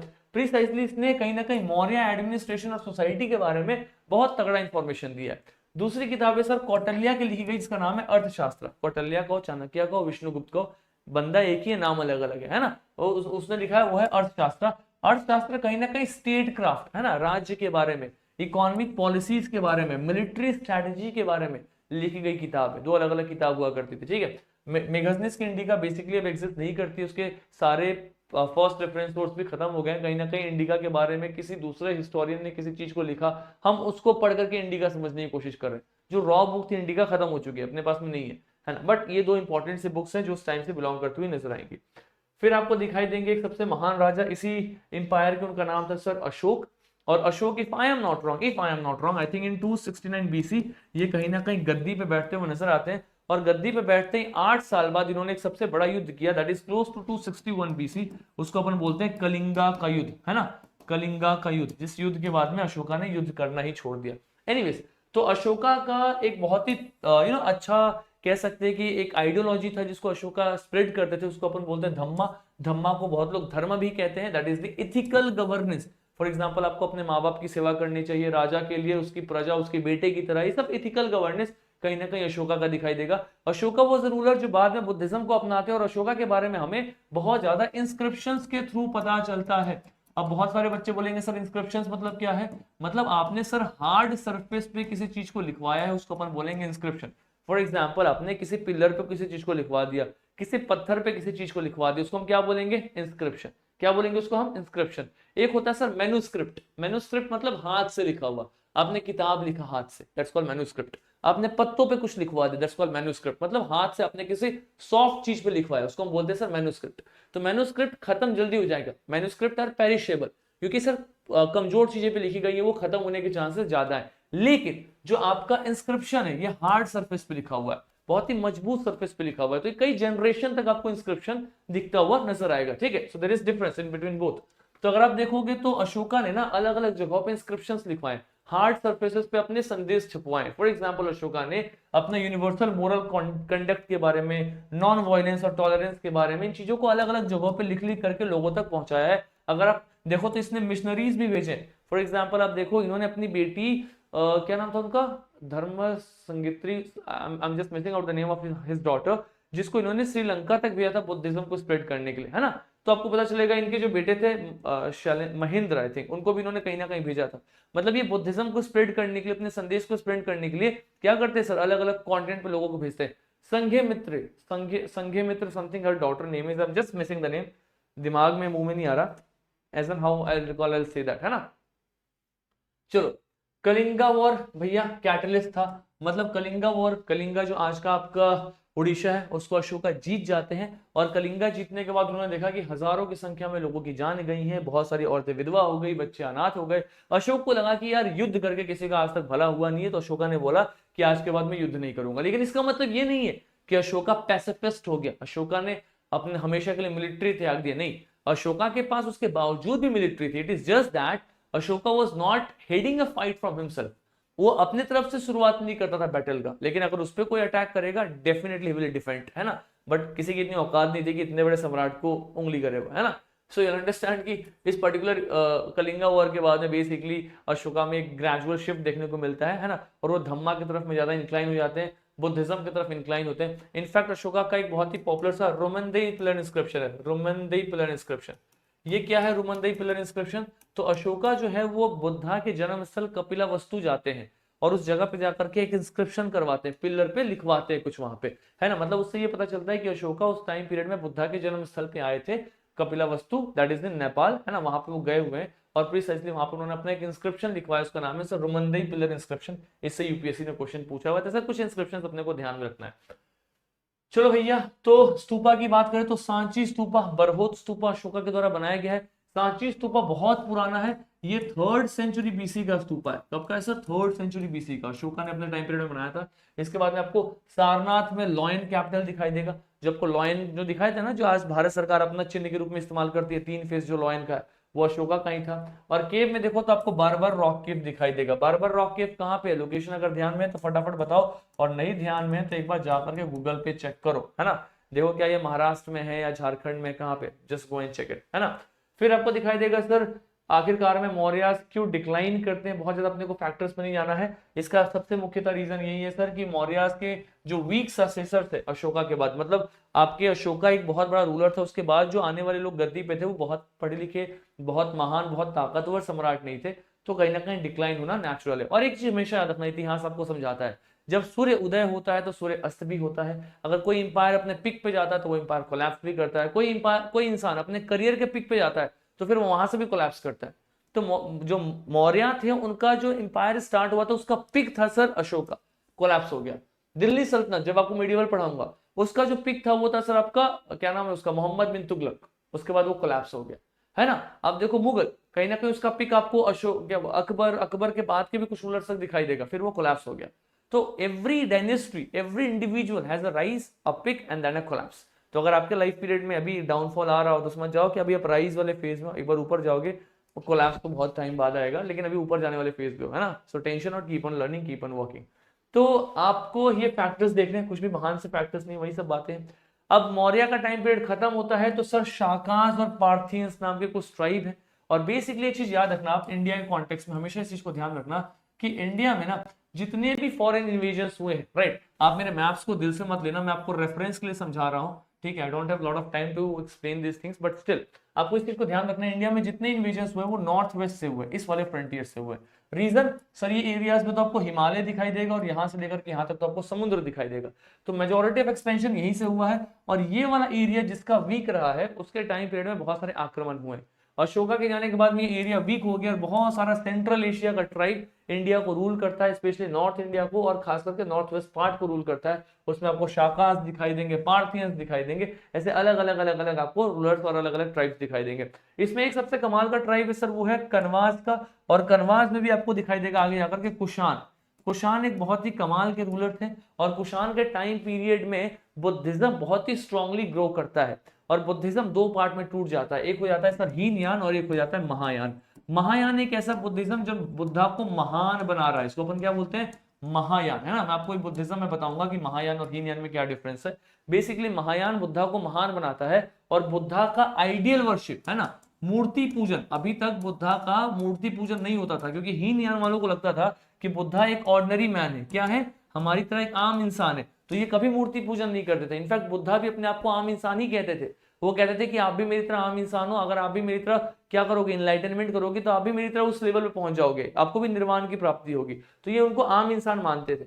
लेकिन महायान वाले बुद्धा को महान, यानी कि उनको आइडियल वर्शिप करते थे, है ना, मूर्ति पूजन करते थे। तो एक क्वेश्चन आता है कि सर इंडिया में सबसे पहले मूर्ति पूजन किसका स्टार्ट हुआ? सो वो थे सर बुद्धा। सबसे पहले बुद्धा का मूर्ति पूजन होना स्टार्ट हुआ, क्योंकि इसके पहले इंडिया में जो भगवान पूजे जाते थे वो इंद्र देव, वरुण देव, अग्नि देव, उनको हम नेचुरल फॉर्म में पूजते थे, उनका आइडियल वर्शिप नहीं होता था। लेकिन बुद्धा का सबसे पहले मूर्ति दिखता हुआ शुरू होता है। और बेसिकली सर वो किसके टाइम पीरियड में शुरू होता है? तो वो कुषाण रूलर के टाइम पीरियड में शुरू होता है। और कुषाण के भी एक बहुत ही पॉपुलर रूलर है, उनका नाम है कनिष्का। तो कनिष्का ने कहीं ना कहीं चौथा बुद्धिस्ट काउंसिल कराया था, और इसी चौथा बुद्धिस्ट काउंसिल में महायान नाम का एक बुद्धिज्म शुरू होता है, जिस बुद्धिज्म ने कहीं ना कहीं बुद्धा का मूर्ति पूजन और उनको भगवान की तरह ट्रीट करना शुरू कर दिया। और यहीं से आपको पता चलेगा सर कि बुद्धिज्म यानी कि सबसे पहले हमारे देश में आइडियल वर्शिप बुद्धा का होना स्टार्ट हो जाता है। दूसरा इंपॉर्टेंट चीज सर, इसी टाइम पीरियड में आपको इंडो ग्रीक रूलर दिखाई देंगे। एक बहुत ही कमाल के रूलर है, इनका नाम है सर मिनांदर। क्या नाम है? मिनांदर भी कहते हैं इनको और मिलिंदा भी कहते हैं। तो जो मिनांदर थे, इन्होंने नागार्जुन, है ना, नागार्जुन नाम के एक क्या कह सकते हैं आप, साधु के साथ में कुछ प्रश्न सवाल जवाब किया। मतलब मिनांदर ने नागार्जुन के सामने कुछ सवाल पूछे, और नागार्जुन एक बुद्धिस्ट थे, उन्होंने बुद्धा के लैंग्वेज में बुद्धा के दिए गए ज्ञान का इस्तेमाल करके सभी प्रश्नों के सही जवाब दिए। और वो जो प्रश्न के जो सवाल और जवाब थे उसको एक किताब में कंटेन किया गया। उस किताब का नाम है सर मिलिंदपन हो। और ये किताब बुद्धिज्म की बहुत ही इंपॉर्टेंट सी किताब है। क्यों? क्योंकि उन सवाल जवाब के बाद में मिनांदर भी खुद से खुद बुद्धिज्म में कन्वर्ट हो गया। वो इतने उन जवाबों से प्रभावित था, जो भी सवाल पूछ रहा था, जो मिनांदर के द्वारा, मतलब जो भी नागार्जुन के द्वारा दिए गए जवाब थे उनसे। तो उस चीज को किसमें कंटेन किया गया? मिलिंदपन हो, राइट। तो याद रखेंगे, इंपॉर्टेंट सी किताब है। तो ऐसे बहुत सारी छोटी छोटी डायनेस्टी आपको दिखाई देगी। हम अब पासिंग रेफरेंस के साथ जा रहे हैं। इसमें एक सबसे बड़ी डायनेस्टी आपको पोस्ट मौर्य में दिखाई देता है, that is the Satavahana dynasty. क्या बोलते हैं हम इसको सर? सतवाहना डायनेस्टी। अब सतवाहना डायनेस्टी इंपॉर्टेंट इसलिए है क्योंकि सतवाहना डायनेस्टी आज का डेक्कन वाला एरिया, यानी कि आप देखो तो आज का जो मध्य प्रदेश और महाराष्ट्र वाला एरिया ना, ये यहाँ पे कहीं ना कहीं सतवाहना ग्रो करते हुए नजर आते हैं। सेंट्रल इंडिया के आसपास के एरिया में ग्रो कर रहे हुए एक बहुत ही पावरफुल इंपायर के रूप में उभर रहे हैं, और डेक्कन वाले एरिया में इंप्रूव कर रहे हैं। और इन्होंने अपने जो अपना कह सकते हैं इन्फ्लुएंस है, वो साउथ इंडिया तक एक्सपेंड किया हुआ, स्पेशली मौर्य के डिक्लाइन के बाद में। सतवाहन जो थे ये इसलिए इंपॉर्टेंट है क्योंकि सर सतवाहन जो है ना, इनका बहुत तगड़ा आपको क्या ट्रेड दिखाई देगा, स्पेशली रोमन इंपायर के साथ भी ट्रेड दिखाई दे रहा है ना, यूरोप के साथ भी इनके टाइम पीरियड में व्यापार, कुछ एविडेंसेस दिखाई देंगे। और इनके टाइम पीरियड में बहुत सारे अर्बन सेंटर्स, है ना, शहर बन रहा है। क्यों शहर बन रहा है? क्योंकि व्यापार हो रहा है। और यहाँ पे कॉइन सिस्टम भी बहुत तगड़ा है, सिस्टमैटिक कॉइनेज का भी इनके पास में प्रथा है। कल्चर की बात करूं तो चैत्य और विहारा, फॉर एग्जाम्पल कार्ले और अजंता जैसे इन्होंने केव्स बनाए हैं। ठीक है, अजंता, अब अजंता के ऊपर में यूपीएससी क्वेश्चन पूछते हैं, याद रखेंगे। अजंता आपको दिखाई देगा सह्याद्री माउंटेन रेंज में। कहां दिखाई देगा sir? Sahyadri mountain range western Ghat में है, महाराष्ट्र में लाई करता है। और इसके पास से एक रिवर निकलती है अजंता के पास से, उस रिवर का नाम है सर वाघोरा। और इस रिवर के ऊपर में यूपीएससी ने भाई साहब 2022 में क्वेश्चन पूछा था। तो जिस तरीके से हिस्ट्री के फैक्ट्स मुझे याद है ना, मतलब generally I am saying this, मैं आपको पूरा फैक्ट वैसे ही याद कराऊंगा एक सिस्टमैटिक लेक्चर के थ्रू। अभी अपन क्या कर रहे हैं? क्विक रिवीजन कर रहे हैं। अभी जितना पढ़ा रहा हूँ, जो पढ़ा रहा हूँ उतना तो देख करके जाओ। स्टेट पीएससी हो, यूपीएससी, या कोई भी एग्जाम यहाँ से हिट कर दोगे। बाकी जितने डिटेल में अपन ने हिस्ट्री कवर किया, जो मैंने कवर अप किया, इसके लिए मैं एक सीरीज लेकर के आऊंगा। 10 क्लास में पूरी एंशिएंट इंडिया कवर अप कराऊंगा। ठीक है, वहां पे आपको भी ये कवर अप होता हुआ नजर आएगा। ठीक है, बाकी सारा सारा कंटेंट आपको किसमें मिलेगा? UPSC by Rupesh telegram channel, तो ज्वाइन जरूर करना। ठीक है, प्लस आपको सर यहाँ पे अमरावती स्तूप भी दिखाई देगा, बहुत ही पॉपुलर सा स्तूप है जो इनके टाइम पीरियड में ग्रो करता हुआ नजर आ रहा है ना। सोसाइटल फाउंडेशन की बात करें तो एक बहुत ही कमाल का चीज आपको दिखाई देगा। पता है क्या है? सतवाहना में जितने भी रूलर्स थे ना, वो अपने माँ का नाम यूज करते थे। They used to use their mother name with their name. अपने नाम में वो अपनी माँ का नाम यूज करते थे। मैं आपको एग्जांपल के रूप में दिखाई दे रहा हूँ, दिखाता हूँ ताकि आपको थोड़ा सा समझना इजी हो। ठीक है, कहाँ गया यार? हाँ, ये तो रहा। अपनी माँ का नाम इस्तेमाल करते थे। फॉर एग्जाम्पल आप यहाँ पे देखो क्या दिखाई दे रहा है, गौतमी पुत्र सतकर्णी। मतलब गौतमी का पुत्र है, उसका नाम है सतकर्णी। इसका पूरा नाम ही है सर गौतमी पुत्र सतकर्णी, यानी कि इसने अपनी माँ का नाम यूज किया है। फिर विशिष्ट पुत्र पुलमई, विशिष्ट के जो पुत्र है उनका नाम है पुलमई, तो इनको बुलाया जाता था विशिष्ट पुत्र पुलमई। तो ये ऐसे रूलर्स थे जो अपनी माँ का नाम यूज करते थे, they were using their mother's name. अब इससे एक बच्चे कंफ्यूज क्या होता है कि सर ये क्या मैट्रिलिनियल सोसाइटी है? मैट्रिलिनियल सोसाइटी का मतलब होता है जहां पे क्राउन महिलाओं पे पास होता है। क्या यहाँ पे क्राउन जो गद्दी है, राजा की गद्दी, क्या महिलाओं पे जा रहा है? नहीं जा रहा है, पुरुषों पे ही जा रहा है। हाँ, but for the sake of respect they are using their mother's name, but it doesn't mean that it's a matrilineal society.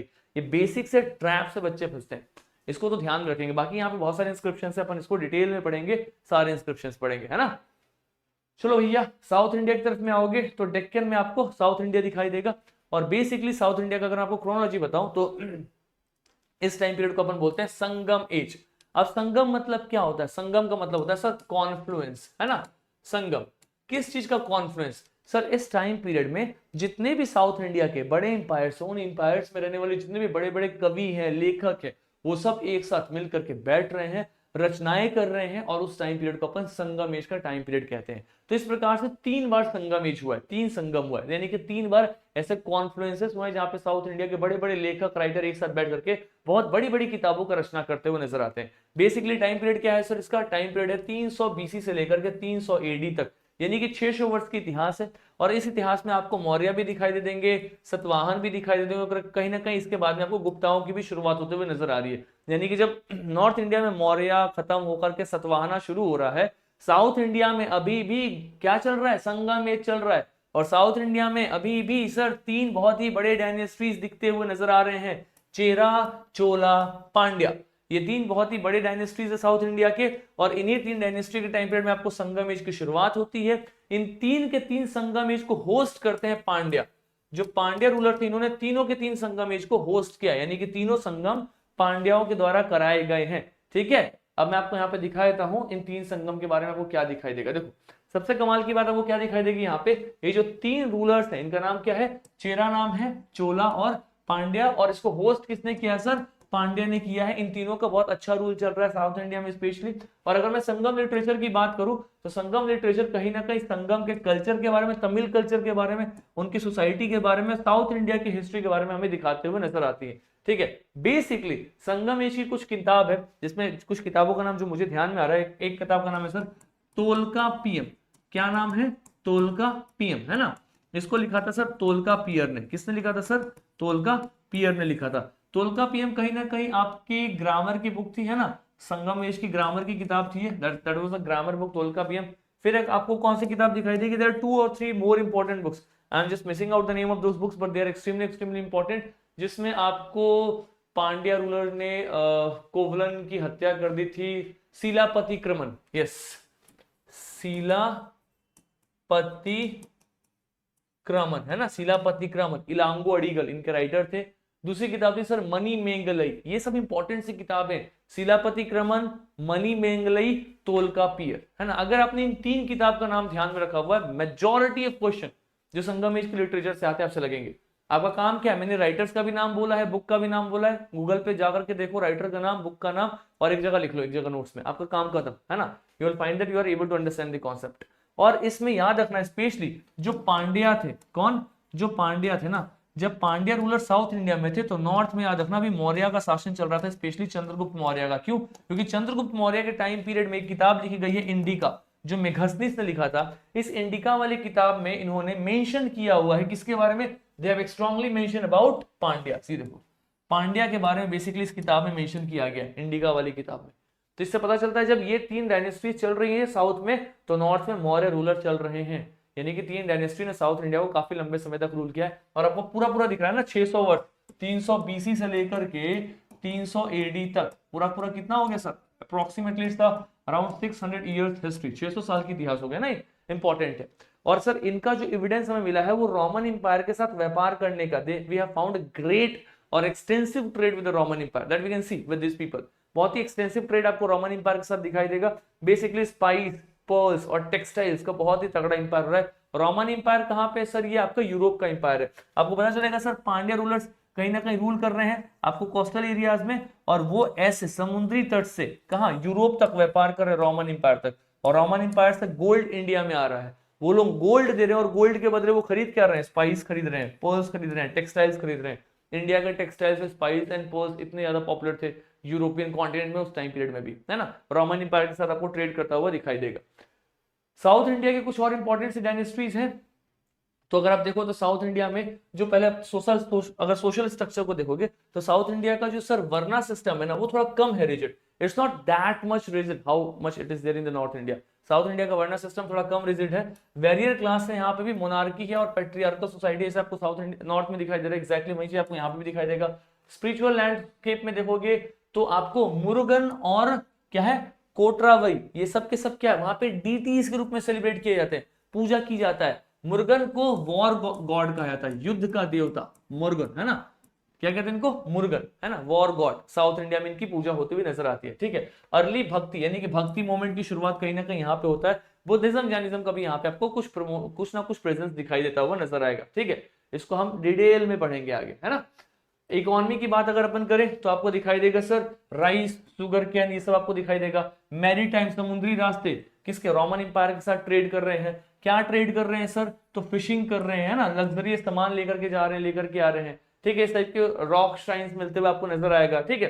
Plus अगर आप लास्टिंग इंपैक्ट देखो तो कहीं ना कहीं द्रविडियन कल्चर यानी कि साउथ इंडिया का टेम्पल आर्किटेक्चर, साउथ इंडिया का कल्चर इनके टाइम पीरियड में डेवलप हो रहा है, उसको द्रविडियन कल्चर भी कहते हैं। और जो टेम्पल्स थे वो स्टार्टिंग में चेरा, चोला और पांड्या अपने हिसाब से फॉर्म करते थे, जिसके कारण आपको साउथ इंडिया की हिस्ट्री हेरिटेज वाली दिखाई देती हुई नजर आएगी।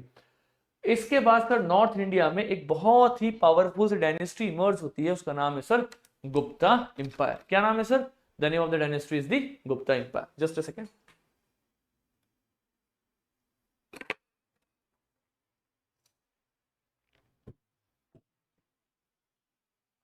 अब ये जो गुप्ता एज है ना, बहुत पावरफुल सा एज है गुप्ता एज, बेसिकली आप देखो।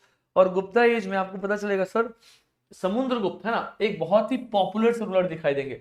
गुप्ता एज में सबसे पहले रूलर जो आपको दिखाई देंगे वो है सर चंद्रगुप्त फर्स्ट, जिनके टाइम पीरियड में इंपायर एक्सपेंड होता है। लेकिन सबसे पावरफुल रूलर आपको दिखाई देंगे समुद्रगुप्त, है ना। इनको बोला गया है सर नेपोलियन ऑफ इंडिया। क्या बोला गया है, नेपोलियन ऑफ इंडिया, भारत का नेपोलियन। वो अलग बात है कि नेपोलियन का जन्म तो बहुत बाद में हुआ है, समुद्रगुप्त तो बहुत पहले से थे। लेकिन वो आपके वेस्टर्न हिस्टोरियंस का स्टाइल है ना भाई, कि हम जब तक इंडिया के लोगों को अपने टैग से नहीं जोड़ेंगे तब तक हमारी बहादुरी कहां से। तो कहीं ना कहीं वो अपने टैग से जोड़ना शुरू कर देते हैं, तो आपको नेपोलियन ऑफ इंडिया का टैग दिखाई देगा। बेसिकली इज दी समुद्रगुप्त, जिसको आप वैरियर पोएट भी कहते हैं। और इनका ना एक बहुत ही कमाल का आपको इंस्क्रिप्शन दिखाई देगा। इंस्क्रिप्शन को हिंदी में प्रशस्ति कहते हैं अपन, उसको अलाहाबाद इंस्क्रिप्शन या फिर प्रयाग प्रशस्ति कहा जाता है। यानी कि इलाहाबाद में एक पिलर में समुद्रगुप्त के कोर्ट पोएट, इनके एक क्या बोलते हैं राज्य कवि हैं, कोर्ट पोएट है, उनका नाम है सर हरि सेन। आप बोलोगे सर आपको ये सब कैसे याद है भाई, ये सारे फैक्ट्स इसलिए याद है क्योंकि मैंने इसको काफी बार क्लासेस में पढ़ाया हुआ है, और मैं इन फैक्ट्स को हर मतलब कहीं ना कहीं कभी ना कभी क्लास में यूज करते रहता हूँ। So I know this facts. In fact अगर मैं आपको बताऊं, ये पीपीटी मुझे टीम ने शेयर किया था, and I had not watched कि इस पीपीटी के अंदर में क्या लिखा हुआ है। मैं रैंडमली क्लास में पीपीटी पढ़ रहा हूँ, even though I have taken the medicine because of seasonal effect, I am taking the session, but I can tell you exactly इसमें और कहाँ पे क्या क्या इंपॉर्टेंट से पॉइंट्स मिसिंग है। But we can not do everything in just 1.5 hour, 1.5 घंटे के रिवीजन में पूरी हिस्ट्री पढ़ाना इज नॉट जस्टिशिएबल। इंपॉर्टेंट चीजें पढ़ा रहा हूँ, बाकी मैं इन कंटेंट को बहुत डिटेल में पढ़ाऊंगा, है ना। I'll make sure that I cover everything, mind maps के थ्रू कराऊंगा प्रीलिम्स के पहले सारे सब्जेक्ट्स को, स्पेशली हिस्ट्री, ज्योग्राफी नहीं, सॉरी ज्योग्राफी मेरी भी वीक है, हिस्ट्री, पॉलिटी, इकोनॉमिक्स अच्छे लेवल पे कवर करा दूंगा, दैट इज फॉर श्योर। याद नहीं करना पड़ेगा, रट्टा नहीं मारना पड़ेगा। यहाँ तो फिर भी आपको कुछ रट्टा मारना पड़ रहा है, मैं सब कुछ निमोनिक्स के साथ कराऊंगा, एंशिएंट इंडिया तो याद करा दूंगा। थोड़ा सा पेशेंस रखो, है ना। चलो, तो इनको नेपोलियन ऑफ द इंडिया भी कहा गया है। और इनके कोर्ट पोएट थे हरिसेन, जिन्होंने प्रयाग प्रशस्ति में समुद्रगुप्त के बारे में लिखा। अब एक कोर्ट पोएट अपने राजा के बारे में क्या लिखेगा, उनकी महानता। जो हमारे समुद्रगुप्त थे वो तो बहुत महान राजा थे, उन्होंने 7 इंपायर्स को हराया है, 50 इंपायर को हराया है, बस इनकी महान गाथा को लिखवाया गया है। इनके टाइम पीरियड में भी सर आपको बहुत ही स्ट्रॉन्ग एग्रीकल्चर, गिल्ड सिस्टम सब कुछ दिखाई देगा। अच्छा, यहाँ पे ना सर डिसेंट्रलाइज एडमिनिस्ट्रेशन दिखाई दे रहा है, मतलब इंपायर को अलग अलग पार्ट्स में डिसेंट्रलाइज कर रहे हैं, तोड़ रहे हैं, तो छोटे छोटे फ्यूडल एलिमेंट्स ग्रो कर रहे हैं। मतलब सपोज करो एक बहुत बड़ा सा इंपायर है, और इस बड़े से इंपायर को हम अचानक से कंट्रोल नहीं कर पाए, तो हमने क्या कर दिया, छोटे छोटे एरिया को ना अलग अलग रूलर्स को सौंप दिया कि आप इसको अपने हिसाब से रूल करो, और इसका जो पैसा बनता है आप मेरे को पैसा दो। तो इनको हमने जमीनी अधिकार दे दिया, यानी कि यहाँ पे आपको फ्यूडल लॉर्ड दिखाई देते हुए नजर आएंगे।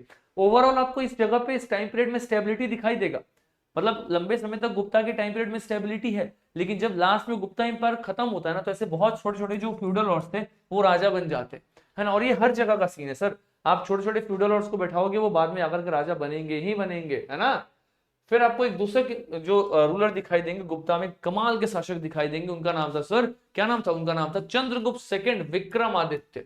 इनको विक्रमादित्य भी कहा गया है ना, चंद्रगुप्त सेकंड विक्रमादित्य। इनके टाइम पीरियड में कल्चर ट्रेडिशन तो पिक पे चल रहा था। गुप्ता एज को तो वैसे भी अपन कहते हैं ना golden age of Indian history. क्यों गोल्डन एज कहते हैं? क्या पैसा ज्यादा था? नहीं, उस टाइम पे कल्चर बहुत डेवलप हो रहा था, बहुत कमाल की किताब लिखी जा रही थी। कालिदास जैसे राइटर थे, सुश्रुत जैसे लोग थे, आर्यभट्ट जैसे मैथमेटिशियन थे, इसलिए इसको हम कल्चरल मतलब प्रोग्रेस का एक पिक मानते हैं, है ना। किसको? अपन we consider that time as the Gupta age time period, कि कल्चर हमारा एकदम पिक पे चल रहा है। तो इस टाइम पीरियड में स्पेशली चंद्रगुप्त सेकंड विक्रमादित्य का टाइम पीरियड में तो एकदम पिक पे चल रहा था गुप्ता एम्पायर, और इनके पास में सर नवरत्न थे, इनको 9 जेवल्स कहते हैं, नवरत्न। अब इस नवरत्न के ऊपर में क्वेश्चन आता है कभी कभी यूपीएससी का। इस नवरत्न में आपको बहुत सारे लोग दिखाई देंगे, कालिदास दिखाई देंगे, एक आपको अमर सिंह दिखाई देंगे।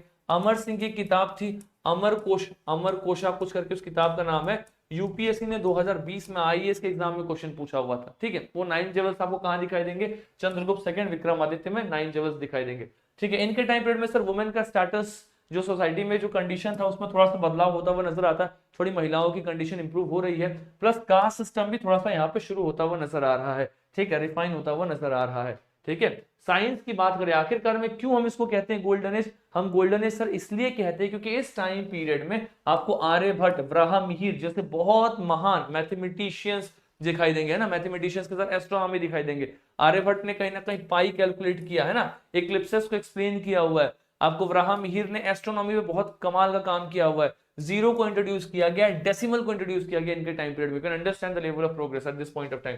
आर्ट एंड कल्चर में आप देखोगे तो सर नगारा स्टाइल ऑफ टेम्पल आर्किटेक्चर, इसको अपन नॉर्थ इंडिया टेम्पल आर्किटेक्चर भी कहते हैं, नॉर्थ इंडिया टेम्पल आर्किटेक्चर। इसकी भी शुरुआत कहीं ना कहीं सर इसी टाइम पीरियड में होते हुए नजर आती है। और जो नॉर्थ इंडियन टेम्पल आर्किटेक्चर जो यहाँ पे इमर्ज कर रहा है, उसका एक सबसे कमाल का टेम्पल था, दैट इज दी दश अवतार टेम्पल, जो गुप्ता एज से बिलोंग करता है। इसी टाइम पीरियड में आपको बुद्धा के फिगर भी बहुत ज्यादा ग्रो करते हुए नजर आएंगे। और अजंता केव्स में बहुत सारी जातका स्टोरीज दिखाई देंगी। जातका स्टोरी यानी कि बुद्धा के प्रीवियस बर्थ की स्टोरी, है ना, पीबी, प्रीवियस बर्थ की स्टोरीज आपको अजंता केव में दिखाई देते हुए नजर आएगी।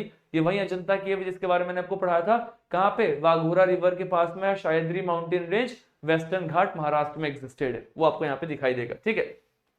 आगे देखो आप, तो मेटलर्जी, मेटल्स के भी कॉन्टेक्स्ट में बहुत कुछ डेवलप हुआ है। मेटलर्जी में क्या डेवलप हो रहा है सर? आयरन पिलर, आपको एक बहुत ही कमाल का आयरन पिलर दिल्ली के महरौली के पास में दिखाई देगा, जिसपे आप विश्वास नहीं करोगे आज तक जंग नहीं लगा, हजारों साल बीत गए। इस टाइप का सर मेटलर्जी और मेडिसिन इस टाइम पीरियड में डेवलप था, इसलिए इसको अपन बोलते हैं ना कि गोल्डन एज था। ऐसे ही गोल्डन एज नहीं था, साइंस एंड टेक का पिक चल रहा है, मेटलर्जी का पिक चल रहा है, मेडिसिन का पिक चल रहा है, everything as the peak, you can understand, है ना। आपको मेडिसिन में पता चलेगा कि एडवांस सर्जिकल टेक्निक दिखाई देगा। सुश्रुत संहिता, सुश्रुत नाम के एक नेस्टोप्लास्टी सर्जन करने वाले एक इंसान थे, जो नाक की सर्जरी करते थे, उनका नाम था सर सुश्रुत। उनकी लिखी गई किताब सुश्रुत संहिता भी दिखाई देगा। नाक की सर्जरी हो रही है इस टाइम पीरियड में, आप समझ सकते हो कि सर्जरी की शुरुआत हो गई है ना। आप लिटरेचर में देखो तो कालिदास का शकुंतलम, है ना, बहुत सारी किताबें, मलवा, विघ्नमित्र, बहुत सारी ऐसे कालिदास की किताबें आपको दिखाई देगा। संस्कृत, पुराण, स्मृति, ऐसी चीजें यहाँ पे ग्रो कर रही है, और वापस से हिंदुइज्म का रिवाइवल होते हुए नजर आ रहा है, जो बुद्धिज्म और जैनिज्म के साथ को एग्जिस्ट कर रहा है। क्योंकि बीच में मौर्य के टाइम पीरियड में जो आपका ब्राह्मणिकल कल्चर था वो खत्म हो गया था, और वहां पे बुद्धिज्म, जैनिज्म, आजीविका जैसे धर्म बढ़ रहे थे। फॉर एग्जाम्पल अगर मैं आपको एक सिंपल क्रोनोलॉजी बताऊं मौर्य का ना, तो जो चंद्रगुप्त मौर्य थे, राइट, इन्होंने जैनिज्म को अपना लिया था। इनके जो बेटे थे बिंदुसार, क्या नाम था सर इनका? बिंदुसार, इन्होंने आजीविका को अपनाया था। और इनके जो बेटे थे अशोका, राइट, इन्होंने सर बुद्धिज्म को अपनाया था। तो आप ये समझ जाओ कि एक ही खानदान के 3 लोग पीढ़ी के, और तीनों ने 3 अलग अलग धर्मों को अपनाया है। यानी कि इस टाइम पीरियड में सर कोई भी ब्राह्मणिकल कल्चर को नहीं पसंद कर रहा। Apart from them, they are following the Jainism, Ajivika and Buddhism, but none of them are following the Brahmanical culture. तो ब्राह्मणिकल कल्चर खत्म हो गया था, लेकिन जैसे ही बुद्धिज्म मौर्य एम्पायर खत्म होता है और कहीं ना कहीं आपको पुष्यमित्र शुंगा दिखाई देता है, तो वहां से रिवाइवलिज्म स्टार्ट होता है। पुष्यमित्र शुंगा एक्चुअली में मौर्य एम्पायर के जो सबसे लास्ट रूलर थे ना, उनका नाम था बृहद्रथा। क्या नाम था सर? बृहद्रथा। इनका मिलिट्री कमांडर था पुष्यमित्र शुंगा, इसी ने बृहद्रथा को मार दिया और मौर्य एम्पायर भी खत्म हो गया था। इसके बाद से शुंग डायनेस्टी की शुरुआत हो गई थी। एनीवेज उसको अपन डिटेल में पढ़ेंगे, इस चीज को लेकर स्ट्रेस मत करना, अभी जो पढ़ा रहा हूँ रिवाइज करते रहो। अगर आपने ये सुना हुआ है तो आपका रिवीजन हो गया होगा, है ना। नहीं सुना है तो आगे पढ़ा दूंगा डिटेल में, ठीक है, टेंशन नहीं है। पोस्ट गुप्ता एम्पायर की अगर हम बात करें सर, तो पोस्ट गुप्ता एम्पायर आखिरकार में गुप्ता खत्म कैसे होते हैं? तो हून नाम का एक ट्राइब है, हूना इज अ ट्राइब, हून नाम की एक जनजाति है जो सेंट्रल एशियन ट्राइब है। कहाँ की ट्राइब है सर?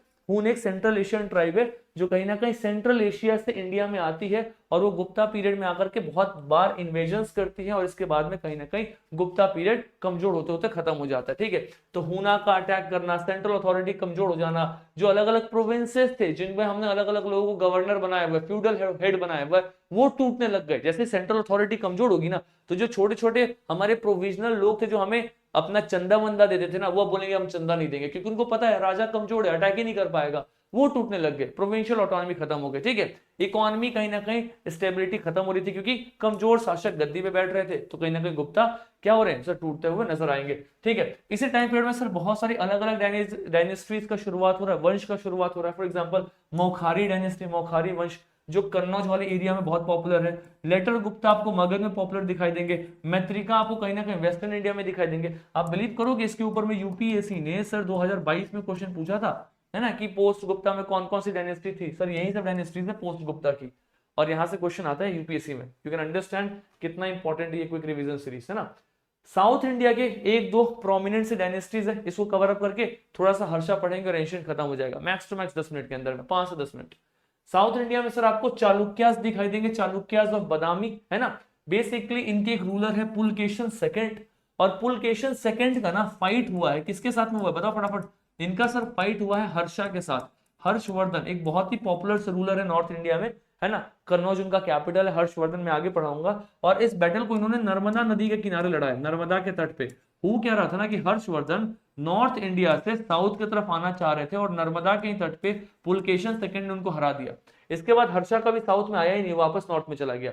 इस लड़ाई को बेसिकली, इस जो लड़ाई हुई है ना पुलकेशन सेकंड की, है ना, चालुक्य वाले की हर्षा के साथ में, इसको हीनसांग नाम का एक बहुत ही कमाल का चाइनीज ट्रेवलर है, उसने भी इसको अपनी किताब में लिखा है। किताब का नाम है सी यू की। हिंसांग को ज़्वांगज़ांग भी कहते थे, है ना। सी यू की नाम की किताब में उसका जिक्र किया हुआ है। दूसरा आपको पल्लवास दिखाई देंगे कांची के, ये भी बहुत ही पॉपुलर रूलर है। इनका कैपिटल था सर कांचीपुरम, और इनके कुछ महान शासक में आपको दिखाई देंगे महेंद्र वर्मन फर्स्ट और Narasimha Varman first.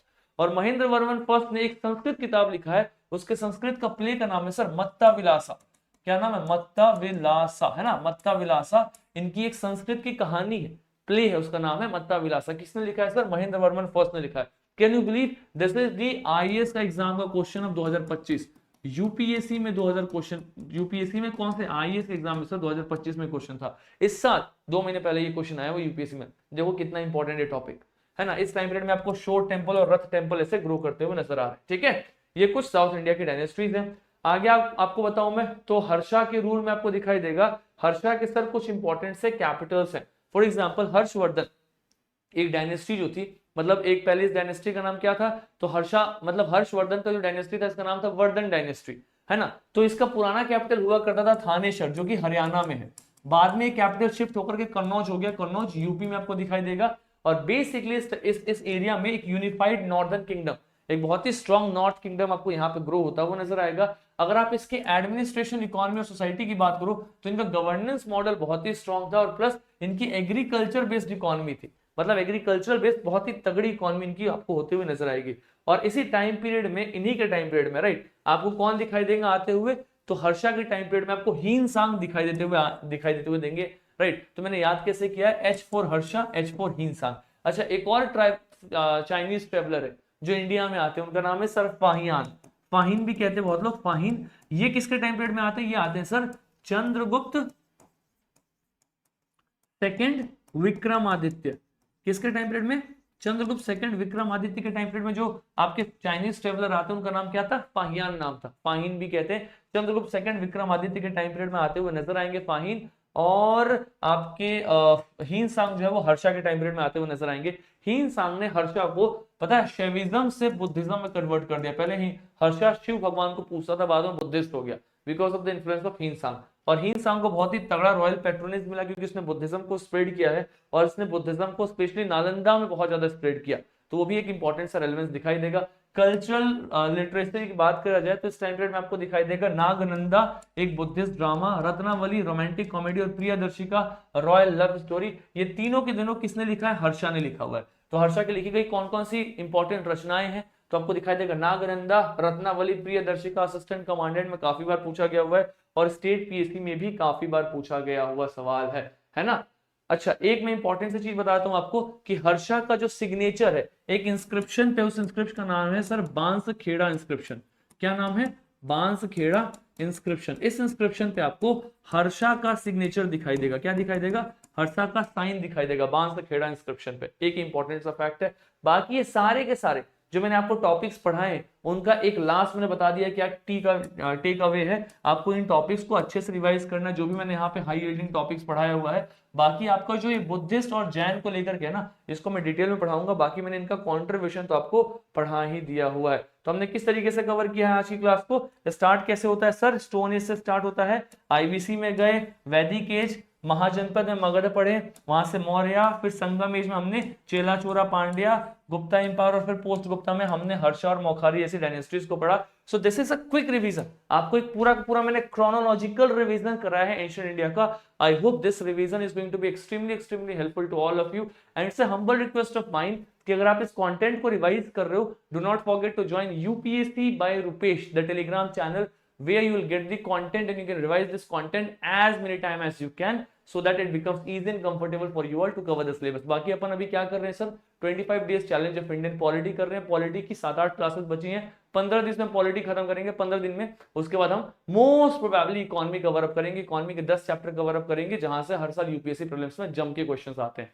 So if you are up to here, do not forget to join the Telegram channel and subscribe the channel so that you further get some good content free of cost and you become consistent and always stay updated with the program.